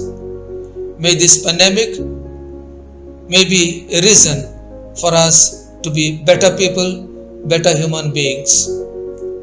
दोस्तों, भाइयों और बहनों, अब तक हमने अपने समाज के धर्म गुरुओं को, उनके विचारों को हमने सुना। अब इस विचार गोष्ठी के आखिर में, अंत में, प्रेसिडेंशियल एड्रेस के लिए मैं आह्वान करता हूं जनाब सैयद सादतुल्लाह हुसैनी साहब, जो जमात इस्लामी हिंद के राष्ट्रीय अध्यक्ष हैं, कि वे इस विचार गोष्ठी के अध्यक्ष भाषण के हवाले से अपने विचारों को प्रस्तुत फरमाएं। जनाब सैयद सादतुल्लाह हुसैनी साहब एक इस्लामी स्कॉलर हैं। उन्होंने कई पुस्तकें लिखी हैं और कई उनके आर्टिकल्स विभिन्न मैगज़ीनों में छपे हुए हैं और वो देश विदेश का सफ़र भी उनका रहता है। जनाब सैयद सादुल्लाह हुसैनी साहब, आपदाएं क्यों आती हैं, इस विषय के विचार गोष्ठी के आखिर में अपने विचारों को, अध्यक्ष भाषण को प्रस्तुत फरमा रहे हैं। बिस्मिल्लाहिर्रहमानिर्रहीम, नहमदुहु नुसल्ली अला रसूलिहिल करीम। सारी प्रशंसा उस ईश्वर खुदा अल्लाह के लिए जो हम सब का और सारे ब्रह्मांड का निर्माता और मालिक है, जिसने हम सब को पैदा किया और जीवन की सारी सुविधाएं बख्शी। और दुरूद व सलाम हो उन सब अल्लाह के दूतों और महापुरुषों पर जो धरती के हर भाग में मानवता के मार्गदर्शन के लिए इतिहास के विविध कालखंडों में आते रहे। आज के इस कार्यक्रम में अपने बहुमूल्य विचारों से हम सबको प्रेरित करने वाले विविध धर्मों के धर्मगुरु, ब्रह्मा कुमारी समाज के प्रिंसिपल सेक्रेटरी जनाब BK ब्रजमोहन भाई साहब, जैन धर्म के धर्मगुरु विवेक मुनि जी, बौद्ध धर्म की नुमाइंदगी करने वाले डॉक्टर मनीष मेश्राम जी, father बेंटू रोट्रिक्स, professor Manjeet Singh ji, x जत्थेदार Shri Akal Takht Sahib स्वामी वीर सिंह हिटकारी जी महाराज, अखिल भारतीय रविदासीय धर्म संगठन के पृष्ठ सलीम इंजीनियर साहब, और देश भर में फैले हुए हिंदू, मुस्लिम, सिख, ईसाई, जैन, पारसी, बुद्ध, यहूदी, बहाई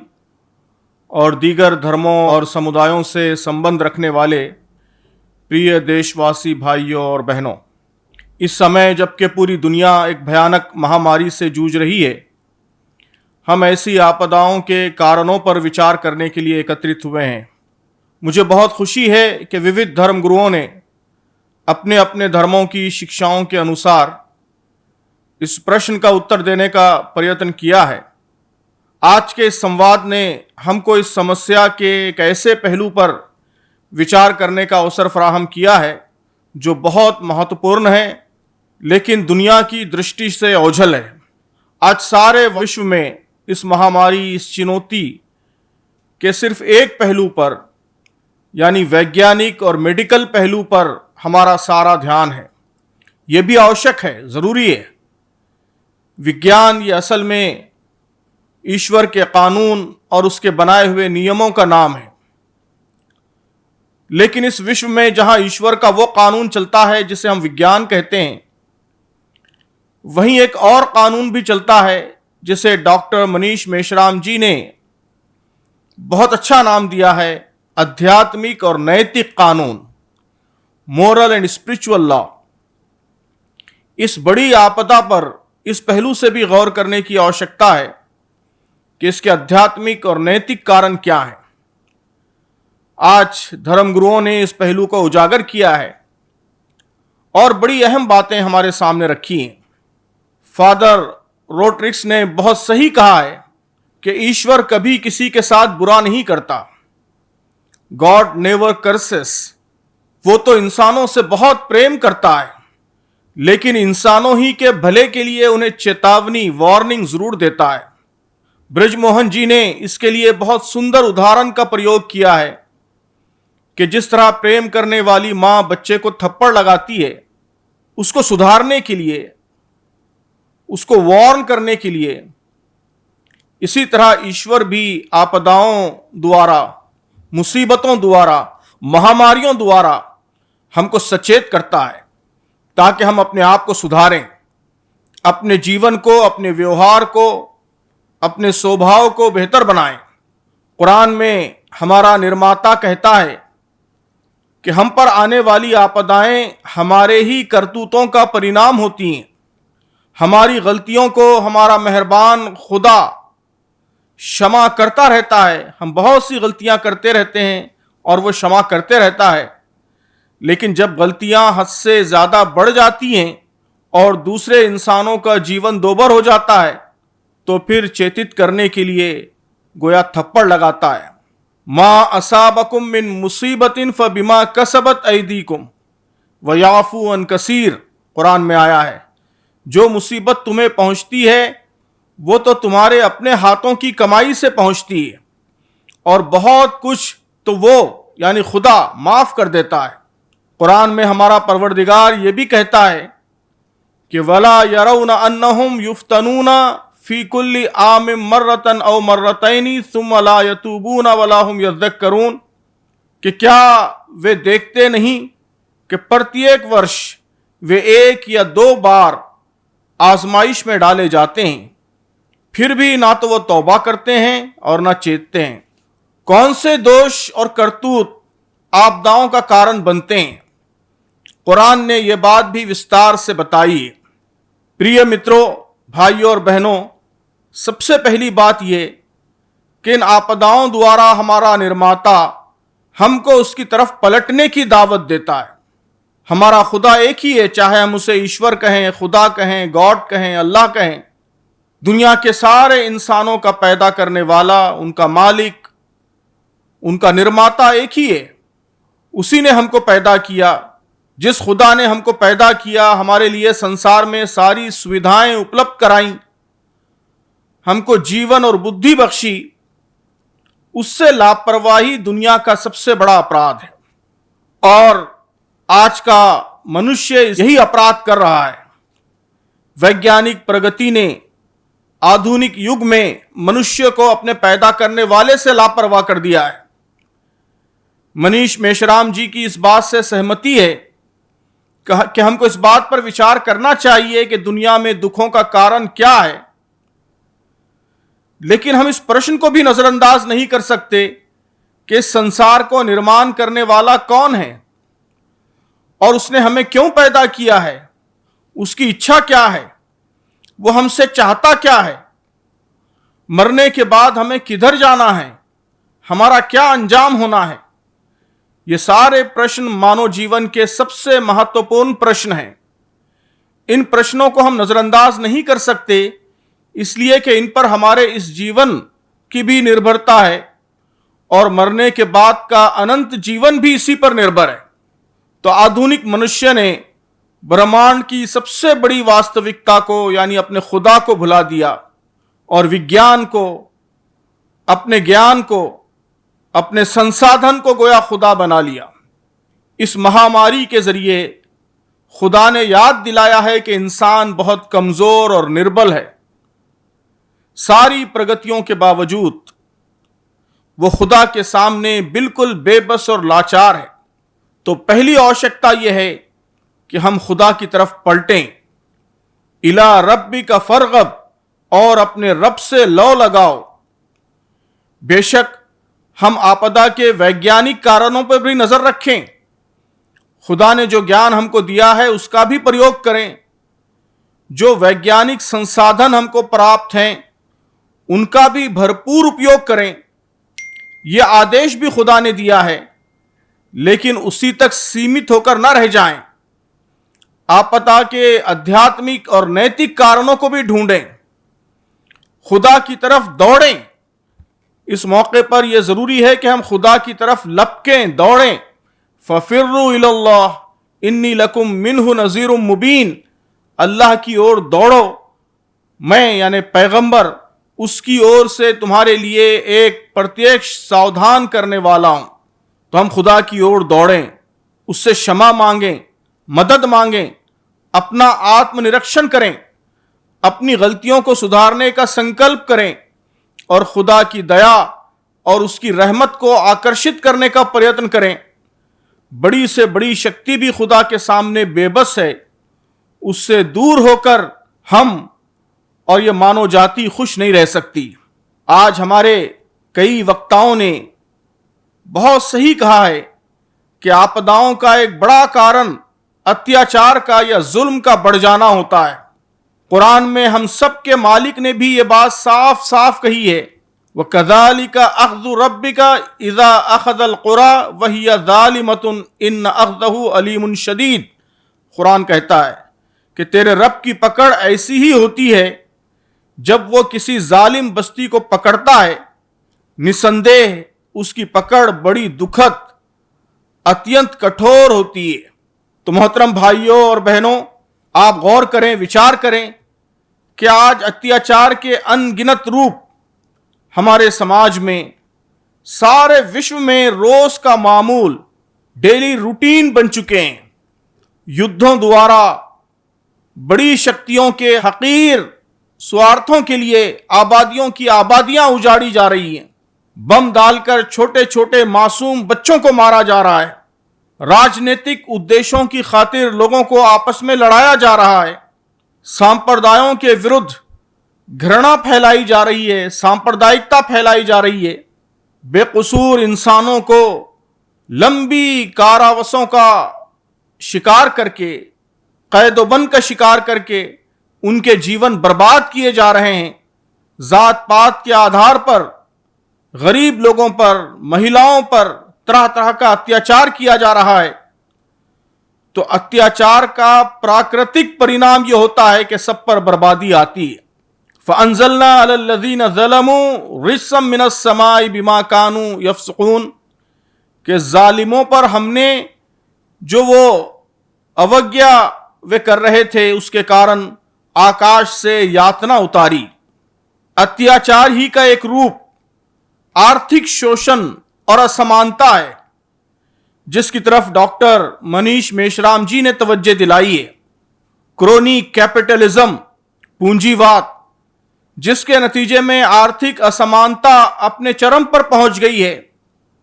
इतिहास में पहली बार ऐसी स्थिति निर्माण हुई है कि विश्व का सारा धन और सारे संसाधन चंद हाथों में केंद्रित हो गए हैं। यह कहा जाता है कि गरीब का और गरीब होते जाना और अमीर का और अमीर होते जाना हमारे युग की विशेषता, defining characteristic of our age बन चुकी है। अब सारी दुनिया में ऐसी पॉलिसियां बनाई जा रही हैं और अपनाई जा रही हैं कि गरीब के मुंह से उसके दो निवाले भी छीन लिए जाएं और उनके द्वारा धनवान लोगों के खजानों में और बढ़ोतरी की जाए। इस महामारी में भी आपने देखा कि सबसे ज्यादा पीड़ित सबसे गरीब लोग हैं। करोड़ों लोग, खुद हमारे देश में करोड़ों लोग भूख प्यास से बेहाल हैं और हमने बेदर्दी से अपने गरीब भाइयों और बहनों को नजरअंदाज कर दिया है।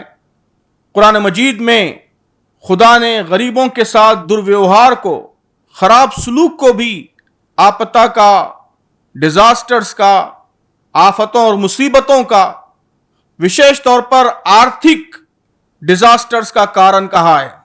फ़अम्मल इंसानु इज़ा मब्तलाहु रब्बुहु फ़अक्रमहु व नअमहु फ़यक़ूलु रब्बी अक्रमन व अम्मा इज़ा मब्तलाहु फ़क़दर अलैहि रिज़्क़हु फ़यक़ूलु रब्बी अहानन कल्ला बल ला तुक्रिमूनल यतीम वला तहाज़्ज़ूना अला तामिल मिस्कीन व ताकुलून तुरासा अकलन लम्मा व तुहिब्बूनल माला हुब्बन जम्मा। कुरान में अल्लाह कहता है, किंतु जब कभी उसका रब उसकी रोजी तंग कर देता है तो वो कहता है मेरे रब ने मेरा अपमान किया है। कदापि नहीं, बल्कि तुम अनाथ का सम्मान नहीं करते और ना मोहताज को खिलाने पर एक दूसरे को उभारते हो, सारी मीरास समेट समेट कर खा जाते हो और धन से उत्कट प्रेम रखते हो। तो गोया ये रीजंस हैं, ये कारण हैं खास तौर पर आर्थिक आपदा, इकोनॉमिक डिजास्टर्स पैदा होने के। तीसरा बड़ा कारण वो है जिसकी तरफ विवेक मुनि जी ने तवज्जो दिलाई है। हमने सबसे ज्यादा अत्याचार नेचर पर, प्रकृति पर किया है।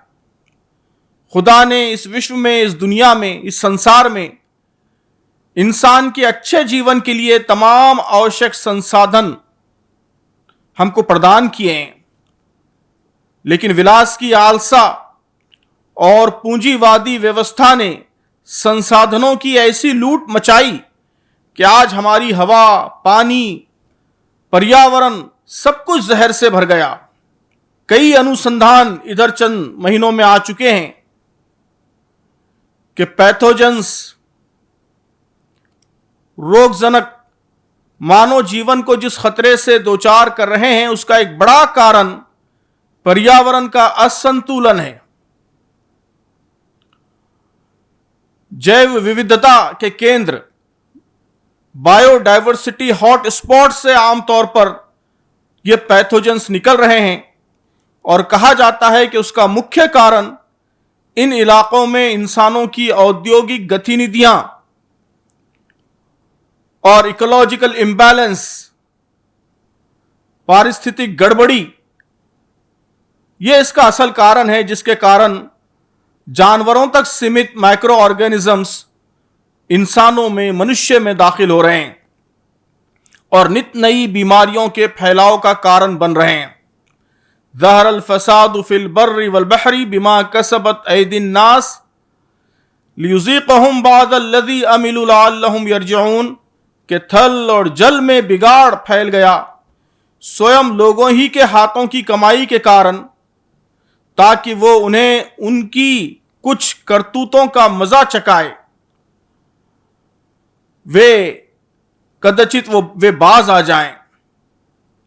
खुदा ने दुनिया में बहुत सी चीजों को मनुष्य के लिए बनाया है।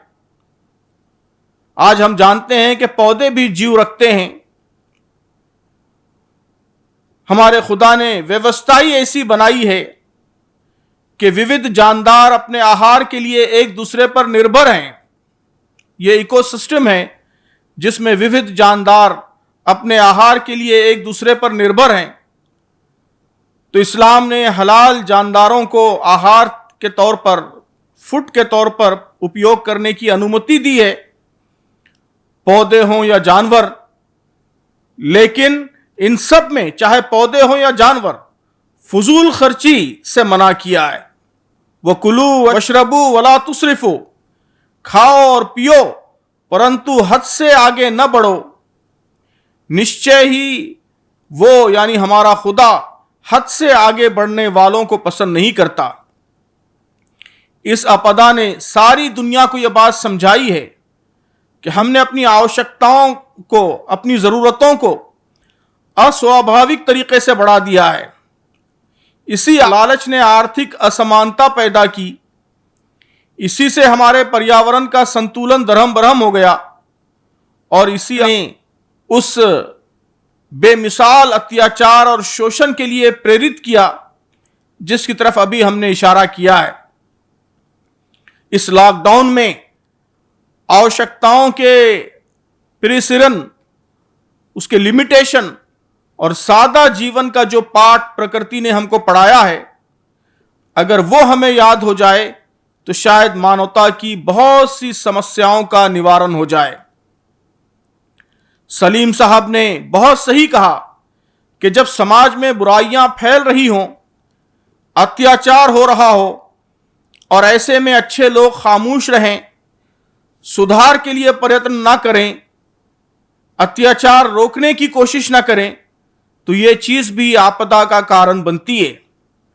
पैगंबर मोहम्मद सल्लल्लाहु अलैहि वसल्लम ने फरमाया कि जब लोग समाज में बुराइयों को देखें और सुधार की कोशिश ना करें, और जब किसी जालिम को जुल्म करता, अत्याचार करता देखें और उसका हाथ पकड़कर उसे अत्याचार से न रोकें, तो करीब है कि सब पर खुदा का अजाब आ जाए।